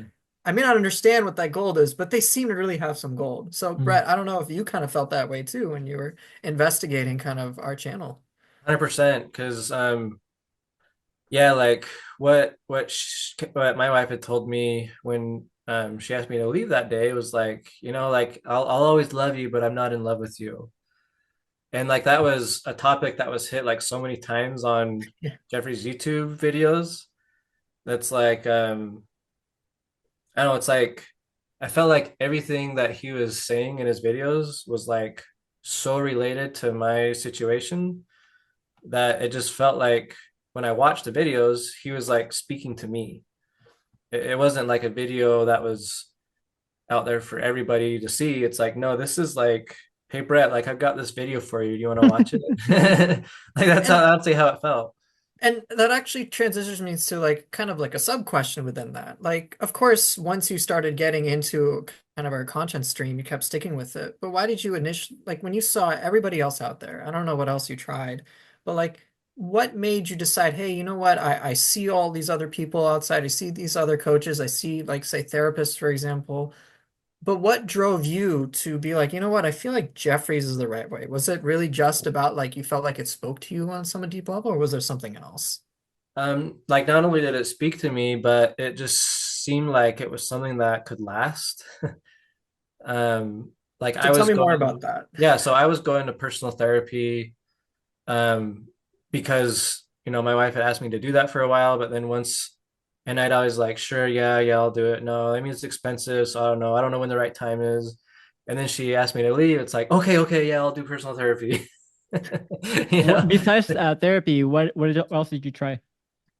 Well, we did couples therapy together. That was for like 10 months. I did personal therapy for like 6 weeks, and then when I signed up for your program, I kind of told the guy like, see you later. I But don't it's know. It's not just like, interesting. But like the curious part for me is like, because like okay, sometimes I wonder, right? It's like, yeah, I don't have certifications. Yeah, I look like I'm half people's age. Yeah, I do have. I sound funny. Maybe that's just a personal insecurity. But it's like there's so many people with bigger audience, with higher credibility in a traditional sense, with shinier marketing than me. People who look more credible. Wasn't there like a leap of faith that you had to do to be like, no, fuck this. This is the guy. I mean, you had to take that leap of faith. How big was the leap and what was that leap? Did you make a leap? I don't know. It was just interesting because like just what I had been doing already, I just didn't really see like I didn't really see like the end goal with it. Like therapy felt like a big venting session for me. I told the guy, I'm like, dude, like, do you want to like challenge me a little more? Like, I don't want to pay like $120. I don't want to pay $120 for an hour just for me to like tell you why my life sucks so bad. Like, can't you just like challenge me? Like I told him that, like when I tell you things, be like, well, why do you think that? Why do you think you're like that? Why do you? It's like I want to be like I want to get out of this cycle I'm in. I don't want to just I can go talk to my brother about it and save $120. Um, and so yeah, just I don't know. I didn't ever see like what the end goal was with this, other than to maybe like make me feel validated in my own victim mindsets, like for that hour. I had the Um, same experiences too when I was in couples therapy and especially individual therapy for myself because I did recognize that I was having problems. I just didn't have really any fucking clue about how to address them. But it was just like that for Cass and I in couples therapy. We'd go to our couples therapist. She'd vent her stuff, I'd vent my stuff, but like we both left feeling like nothing actually got resolved that we could take away home with us for us to figure it out. I think we were kind of hoping for like some sort of skills or something like for us to learn in some way so that we could repair things together. But it, like you said, it was just like, okay, I tell you our problems, we tell you, she tells you the problems. Can you figure it out for us, I guess? I don't know if that was to Yeah. your experience, Brett. Um, yeah, just like couples therapy was one thing where we like I think like the problems like really came stream through. Like I'm grateful for couples therapy in a sense that it was the one time that she felt safe enough to really open up and let me know what the problems were. Outside of that, yeah, like we'd never talk about it. Personal therapy was just like some guy that was, and I don't like fault the guy or think that he's like did a bad job or anything, but it just felt like um I don't know, like where are we going with this, man? Like Yeah. I don't You I know, can't keep paying money just to like hear you talk, hear you or have you listen to me talk. Like the videos that I watched with Geoffrey is just like, okay, so in therapy, I'm learning if I get really frustrated, if I get really angry, like I should just leave so I don't show that in front of my wife. But like what Jeffrey's saying is like, hey, like what if there's a world where you actually didn't feel angry and that you didn't have to like hide that stuff, but you mm, could actually figure out a process to make it so you never have to get angry mm. and be like, wow, like that's a concept that I've never really heard before. It's Wow. really cool. I had the same experience too. I think, not to bash therapists, because I think there's some amazing therapists out there. I think, though, a lot of therapists ask the wrong questions. I think therapists, by definition, their job is to diagnose, their job is to label. They're meant to go, here's what's happening, and here's who you are, here's what you are, right? But in terms of like what to do about it, that's the lacking part, you know? Um, And so, like, for example, I have a lot of opposition from people who are in therapists who are in the BPD space, borderline personality disorder space. And they hate what I say because I am under the camp that, like, I don't think BPD exists. I'm sorry to say. Like, this is going to be something very controversial, but, like, aside from a few cases that are like, you can obviously see some defects in the brain, I don't think a large majority of depressive states or anxiety states or BPD really exists. I think a lot of people just don't understand how to see life in a proper way that makes them depressed. So it's not like their depression causes them to see life in a depressed state. I think it's the other way around. I think it's their depressed state leads them to show depressive symptoms. Like their hormones gets all out of whack. The brain gets all out of whack. Like everything just gets out of whack. Because when a doctor diagnoses someone with BPD, what do? They're basically doing a correlational study. They're looking at your hormones, they're looking at your body, they're looking at how do you feel questionnaire. And based on that, they decide what condition you have, right? But again, like it doesn't say anything about causation. And the reason I'm so passionate about this is because I have always been diagnosed and labeled as something that I wasn't. Once I changed my reality, my whole body changed too. And so a lot of therapists, all their research is about like explaining what BPD is, the signs of BPD, the statistics around BPD.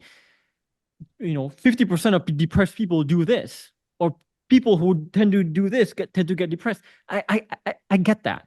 Okay. But what I'm trying to get to is next step beyond that to be like, let's just not keep labeling and perpetuating this narrative that everyone is having BPD. And let's actually try to get around it. Let's actually solve it. Let's actually do something about it. Let's actually cure it, kind of thing. And we're not going to cure it by labeling a bunch of people. You are BPD. You have this. You have dissociative disorder. You have OCD. You have whatever. We're not going to solve anything on that. In fact, it's going to make it a self-fulfilling prophecy because for a long part of my life, I was taking pills for depression, anxiety, and I thought I was depressed. I thought something was wrong with me. And all these people would be telling me about all these cures and all these different ways to change the way I live, the way I think. And I'd be like, you don't get it, man. Fuck you. You're not depressed because I thought I was depressed. And so here was all these like people who were teaching me all these amazing things that can get me out of depression, and I rejected them. The same way people who are convinced their partner has BPD, they have BPD, they reject what we say, you know? So I think that's the danger with therapy is like it can get to too much labeling. And it can that labels can become a self-fulfilling prophecy, you know? Yeah. Yeah. So, you know, you mentioned earlier about how you wanted your therapist to actually challenge you a bit, make it hard for me, right? Um, did you get that? Like how did our programs take scratch that itch for you, I guess? And in what ways and how did that complexity lead to, I think, your growth in a sense? Yeah, so first the therapist point, I, I knew that he was trying. Like I could see the effort when I told him like I want to be challenged, where he started doing that. And then I had gone to like he put on like a free like 6 week men's like session where he talked with like other men who are, just it wasn't a relationship thing at all. It was just like men who are struggling with like, mental, emotional state. And I actually felt like there was like good things that I took out of that. But when I joined this program, um, and again, just like on the leap of faith thing, as soon as I like bought in to the videos, the only leap of faith I made was I didn't know like if I'd have the finances to do it. I didn't know how much it was gonna be. I was So about to say when you said like, oh, therapy is expensive, I'm like, we're kind of more expensive, but yeah, yeah, but I was like, I don't know, I was just so sure of myself. Like I remember telling my parents, and I think I mentioned this on the last interview. I was like, I don't know, I've never felt so sure in my life about something that I know will work for me. And I was like, yeah, and it's like, I pay it all up front, and I was like, oh, that's probably a scam. It's like, okay, whatever. Yeah, this is why I don't tell you things, right? But I mean, that was like the only thing that I was like, hopefully I have enough money for it. But once I was like, yeah, like I'm doing this, like there's like no thought of doubt. Like, was this the right choice? Like, I don't know. It's like, no, like I was so sure of it. And so then when actually doing the work, which is hard, like I'll admit, like it was really hard to start. It's like a new lifestyle that you have to live. It's not like you can just do a little bit here and there. Like, no, like you have to dedicate yourself and make this a new lifestyle. But yeah, like just the amount of depth that goes into everything and just like the new paradigms that you learn through it. Um, it did is like I just thought like this is, and I still think it's like this is really like the only thing I could have done to have changed my situation, Mm, because it just like addresses everything that I struggled with. yeah, And yeah. I don't think I would ever go as far as diagnosing myself with like depression or anything like that, but I was not happy in life. Um, Mm. and that bled into my marriage, where it's like our marriage is like this low like mood, and just like nobody can feel like that they can be silly or like have fun, because I couldn't feel like I could have fun.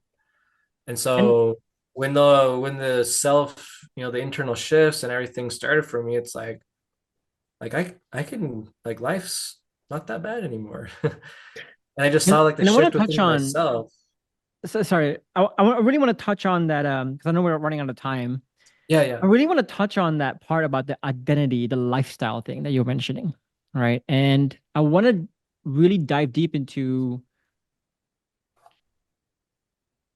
the role. So number one, I guess the admission that the program that we teach is so like as a lifestyle, the way we think is so different than how most people think. And I'm sure when you expose or when you tell, when you share some of the philosophies that we teach in the program to your therapist, to the world, to other people, people are sometimes confused. People might even outright reject it and resist it by saying, like, oh, that's a dangerous way to think. That's the wrong way to think. Like the same way, whenever we give advice, people always say, like, oh, sometimes his advice is a bit naive and dangerous. Did you ever feel like how did you get around that? I guess in your experience, in your journey. Get around The sorry, maybe critiques, the critiques, the dissonance that other people express towards how the new way that you're trying to live oh yeah, versus how yeah. they live. Like it's so different, you know? Yeah, and it's funny because I actually have a friend who is a licensed therapist, and his wife is my wife's best friend, or at least I guess was until, the whole thing I shared. But I remember talking to him about it, and I just was like curious what his thoughts were, and he'd be like, "Oh yeah, no, like that's like a concept that like us therapists use a lot too," and like, "Oh yeah, he probably like took that from this idea," and it's like, "Yeah, no, like it seems like what he's saying, it sounds like it's good, like it sounds like he's got legitimate ideas, but he's just kind of like taking them from other people." I'm like, dude, like, I don't even think you have any idea like what this is about. Cause I don't know, like everything that he said, I just like, dude, you just don't understand. Like if you actually like dove into this, like your life would be better. It's funny um when people say that, like I stole content from other people. I'm like, where? Like, okay, so this one reviewer, he says like saying like, oh yeah, if you read the book, I think it was like something about habits, the power habits or whatever, right? You will see that half of Jeff's thing is about the power habits. I'm like, is it?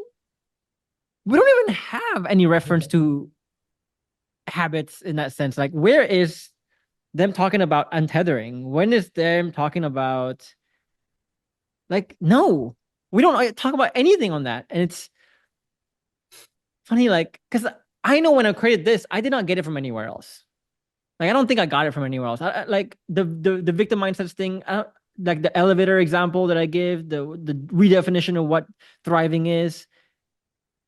I don't think that's from anything. So I'm like, I don't know what you're talking about. Is yeah.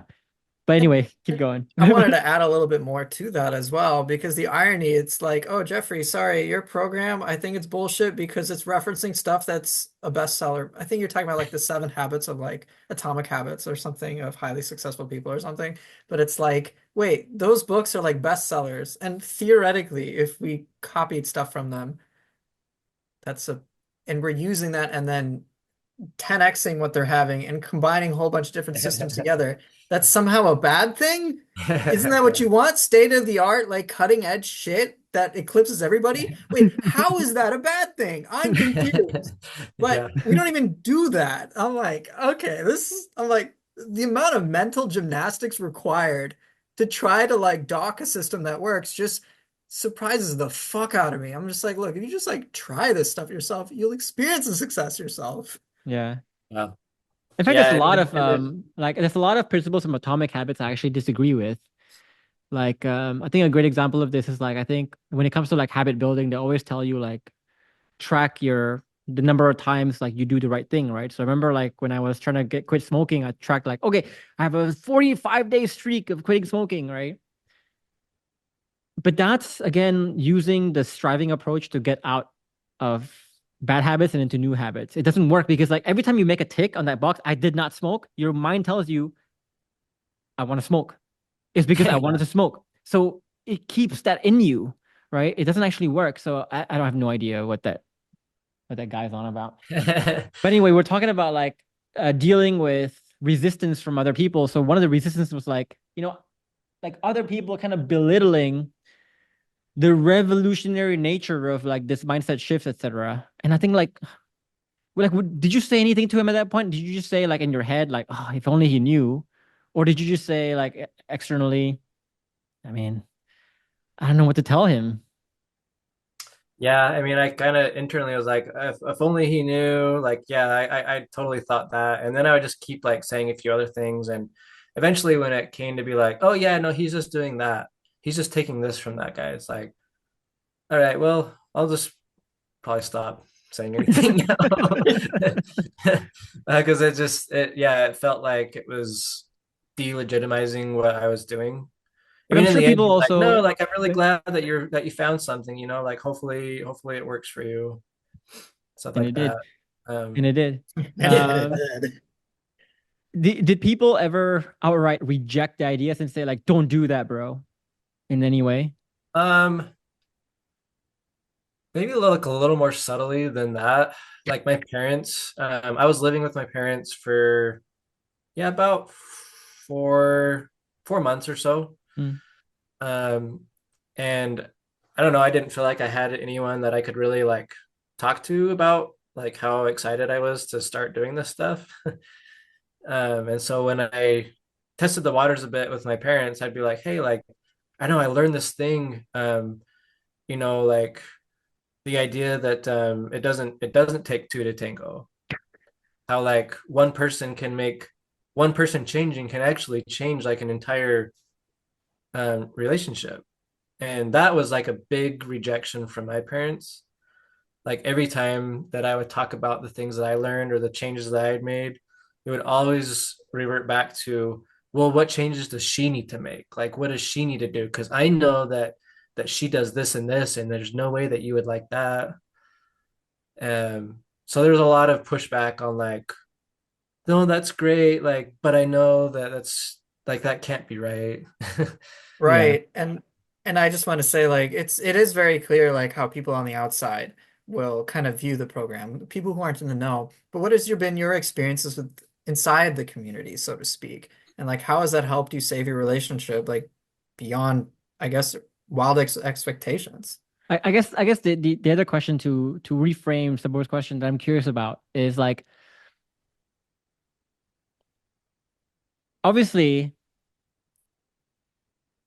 there must have been a lot of conviction for you to go against what so many people are saying to follow us. What about the program gave you that conviction? um I don't know, I just kind of like you had mentioned, if I scratched that itch that I had, um, I got that like so many times through the first phase. It just, I don't know, like things that were always such a mystery to me. I'm like, how am I ever gonna like change this about me? Or how would I, just like the hopeless thought of knowing that like it probably could be reality, but like how in the world would I ever think that way? Like once it just became like so easy and so clear on, yeah, like so if you want to do this, like you just need to do this and that. Like that's really it. And you'll get there.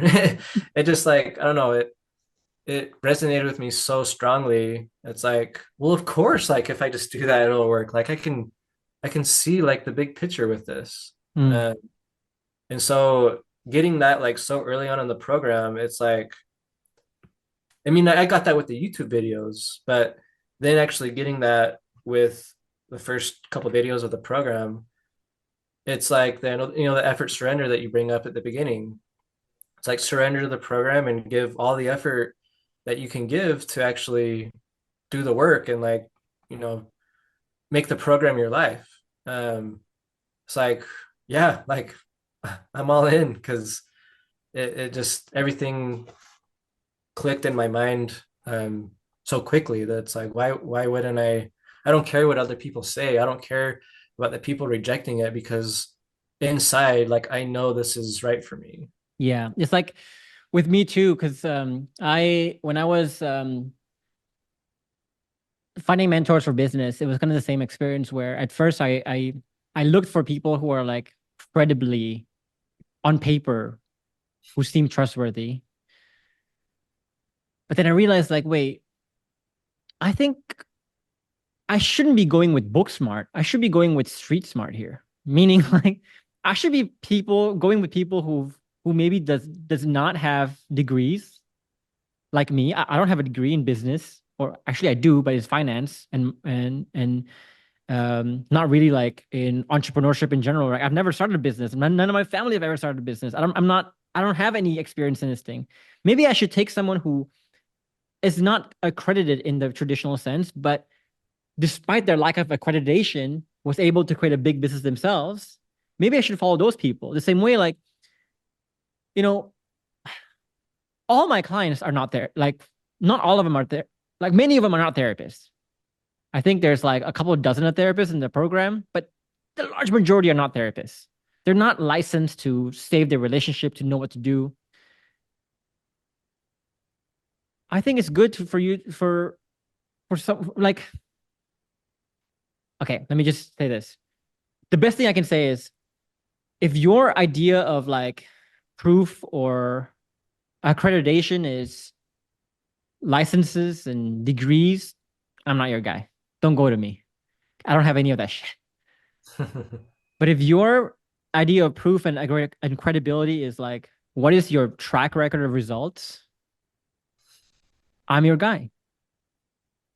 There's no other program that is able to invite so many other clients to do success interviews at the rapid clip that we do.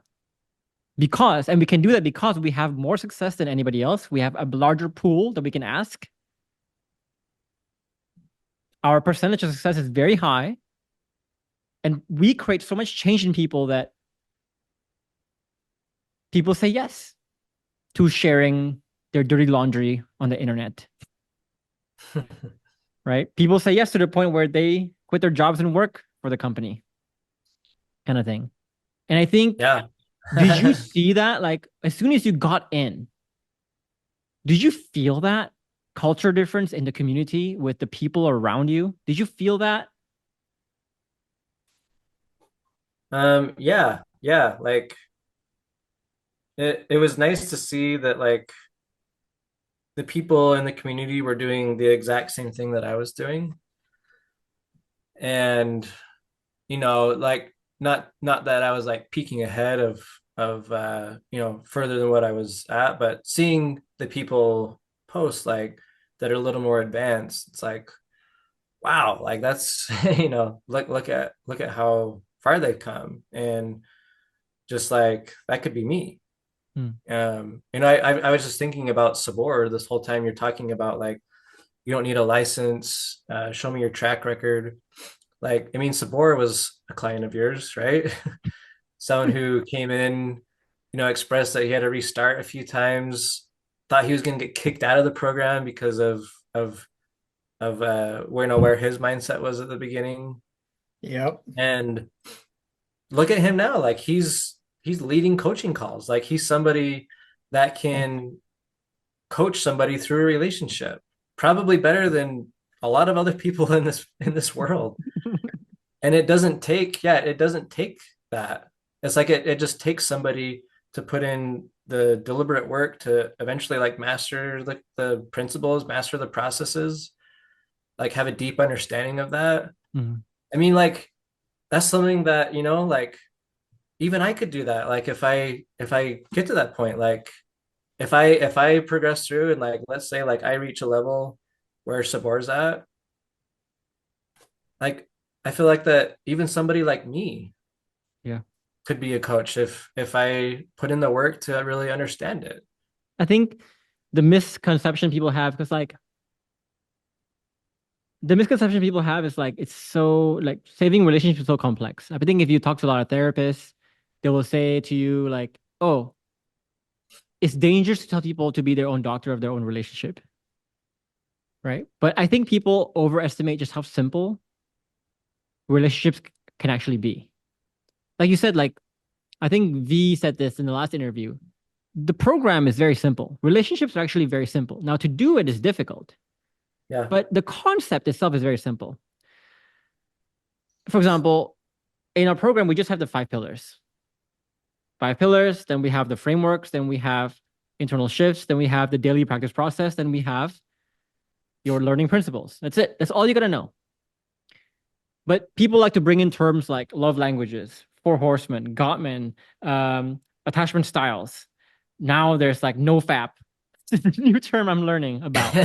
Like there's so many terms of like people are learning. I'm like, why? Why are you making this so complicated? You don't need any of that stuff. Like, let's just boil it down to the simple core that you need, and that's it. It's like, if you're gonna build a kitchen, right? You don't need half. Like, you just need your essentials. You don't need like a salad spinner. I'm telling you, you don't need a salad spinner. If you want to make a simple kitchen, go ahead. If you want to make a very complicated kitchen, you can do that too. Okay. We don't need like a avocado cedar. We don't need that. Yeah. All of those terms that you're talking about, it's like, yeah, if you have an understanding of the program, it's like, okay, like this like falls in there, like that goes right there. Yeah, Like, I mean, they're they're deeper not like principles. bad things. They're things that are real and have a lot of meaning. But yeah, like why overcomplicate it? Just like, okay, yeah, this categorizes into that pillar, that goes into that pillar, that goes into that pillar, that goes into the eternal. It's like, yeah, it's a structure that sure you can have branches off of that, but it all eventually comes centered Root. towards Yeah. the basics. Yeah. Yeah. So let's see here. I'm seeing if there's any more questions I would like to ask that I haven't. I think we went through a lot, man. This is Yeah. good. Yeah, it was great. Like it's funny when as soon as you jumped on, right? I don't know if you did like a side by side comparison of like your face on the old interview versus now. I feel like your face is like more vibrant. You look younger, dude. I don't know what it is. Is it the hair? You must be. I don't. I think it's the. I don't know if it's the hair, but like you must be doing something right in the sense of I've never like had my hair reducing this the long in stress. my But entire yeah. life. I'll say that. This is the longest I've ever had my hair. Yeah, but it's So, good to see like every time I have this interviews because like I see some of the clients who come in and their initial interview with Jason or other member of the team, and I see their face and I watch their face. I'm like, man, that's a pain. That's a guy in pain right now. And then I see some people in the latter stages of their journey in the interview process, or like I follow up with them even if they say no to the interview, and I just like their face is different, and that's cool to see because like that's to me it's like I used to like cooking because I used to be cooking professionally. I used to like cooking because like you can see the instant gratification of like, oh, people are enjoying the food. You can see in their faces. That's my version of getting the instant gratification to do what I do of like seeing people's faces literally change and their whole life literally change. So yeah, yeah, it's well, awesome to thanks for see. pointing that out. I mean, honestly, um, like I remember there was something I told my wife like at the very beginning when I hadn't learned shit in the program yet. It's like very, very early. And she asked me, it's like, I don't know, do you think like this will actually work? Like, do you think that we could ever like get back together? And and there's probably like a few different ways that I could have like gone about that. And sure, like maybe other phrases I could have used that were more effective to say. But like I just remember I told her it's like, like I was so unhappy for so long that like what chances did I have of like being happy in a relationship if I wasn't happy? And so if I'm happy, I think that like a lot of things could change from that. Yeah. And Well, that's quotes honestly like how I feel. It's like I feel personally just more happy and more confident about myself than I ever have in my entire life. hmm. And it's really, really easy to like to be in somebody's presence when they're like that. And And so all it's that, right? But it's the perspective here because we talk about cost a bit.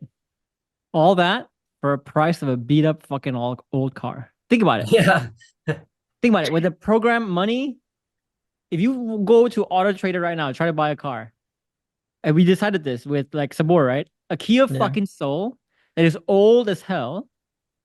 One of the subjectively, my opinion, one of the ugliest cars you can buy today. I Kia agree. Soul is $10,000, and you're saying this isn't worth that? Like you're crazy, Yeah. you know? Yeah. So anyway, thank you for your time. That's like 2 hours, 20 minutes. Can you believe that? Shit. But It anyway, went uh, by so fast. I know I'm by fast. But dude, it's been a blast having you in the program. It's been a blast hearing your story. Thank you. Keep going, man. Keep going. I see your activity in the program. I love it. I see you going deeper into like the frameworks. I love it. So keep going. Thank you. And yeah, just thank you to both of you. I mean it's life changing. It really is. And I just hope for anyone watching to just truly understand, like, I know you probably don't right now, but like there's I don't know, it's just a complete difference in life of how you view yourself, like how you view the world. Just it's a complete shift. Yeah. So if And you I didn't want think that to, was actually possible. It's been a complete 180 for me, and it's awesome. And I just thank you guys for putting in all the work and the effort that you do to make people like me feel that. okay, yeah, I love that. Sabor, does that inspire you or what? Oh, it does. I was trying to like hold back tears, like, oh, Brett, you're being so kind. But put it best, like we do this so you can help we can help you guys help yourselves to save your own relationships. That's the real Yeah. satisfaction. Yeah, Yeah. and it's kind of come from a point changing my mindset of when I joined the program, it was all about like I'll do whatever it takes to like save my relationship. Yeah. I'm gonna do this to save my relationship. And now it's like I'm like doing this so that my life can be fucking awesome. Like so my own life can be like awesome. And if my own life's awesome, then yeah, like I bet you that my relationship's gonna be awesome too. Mm. So if you guys want to explore the program that Brett is talking about, you can check out my masterclass uh on the comment section below. We also put like a link right now, right there, Something like up there. I'll put somewhere. it up Yep. there. Uh, Masterclass will be about an hour and a half long. At the end of the masterclass, we'll give you instructions on how to apply if you want to apply. But again, we are quite selective with the people we take in, so please pay close attention to the application process and the instructions that we give you. Uh, and the reason why, just so people understand, the reason why we're selective is not because like we're assholes, but we do have a quota. Number one, and number two, the bigger reason is that we will only take your money if we know that you're actually open to being coached. There's so many ways, like so many times, sometimes people like apply and then they're just like they either say, for example, they don't give any effort to that survey, like one word answers. Like, okay, I don't know what you want me to do with this. The other one is like they show that they haven't really explored the program or program terms a lot. They're saying a bunch of terms that are irrelevant to what we're talking about right now. Or another one is when they think they've changed enough because again, you can't gauge that on your own. So as long as you show you're coachable, we'll have you on board. But we're not like other coaches where we will take your money even though we know you're not ready to be coached and thus not ready to get your results. We won't do that. If we were to take all the applications, we could get 10x the money, but we don't do that. Right. So that should show you if you want to call us like money hungry after that, I don't know what to say. But anyway, guys, that's it for today. And I'll see you in the next interview.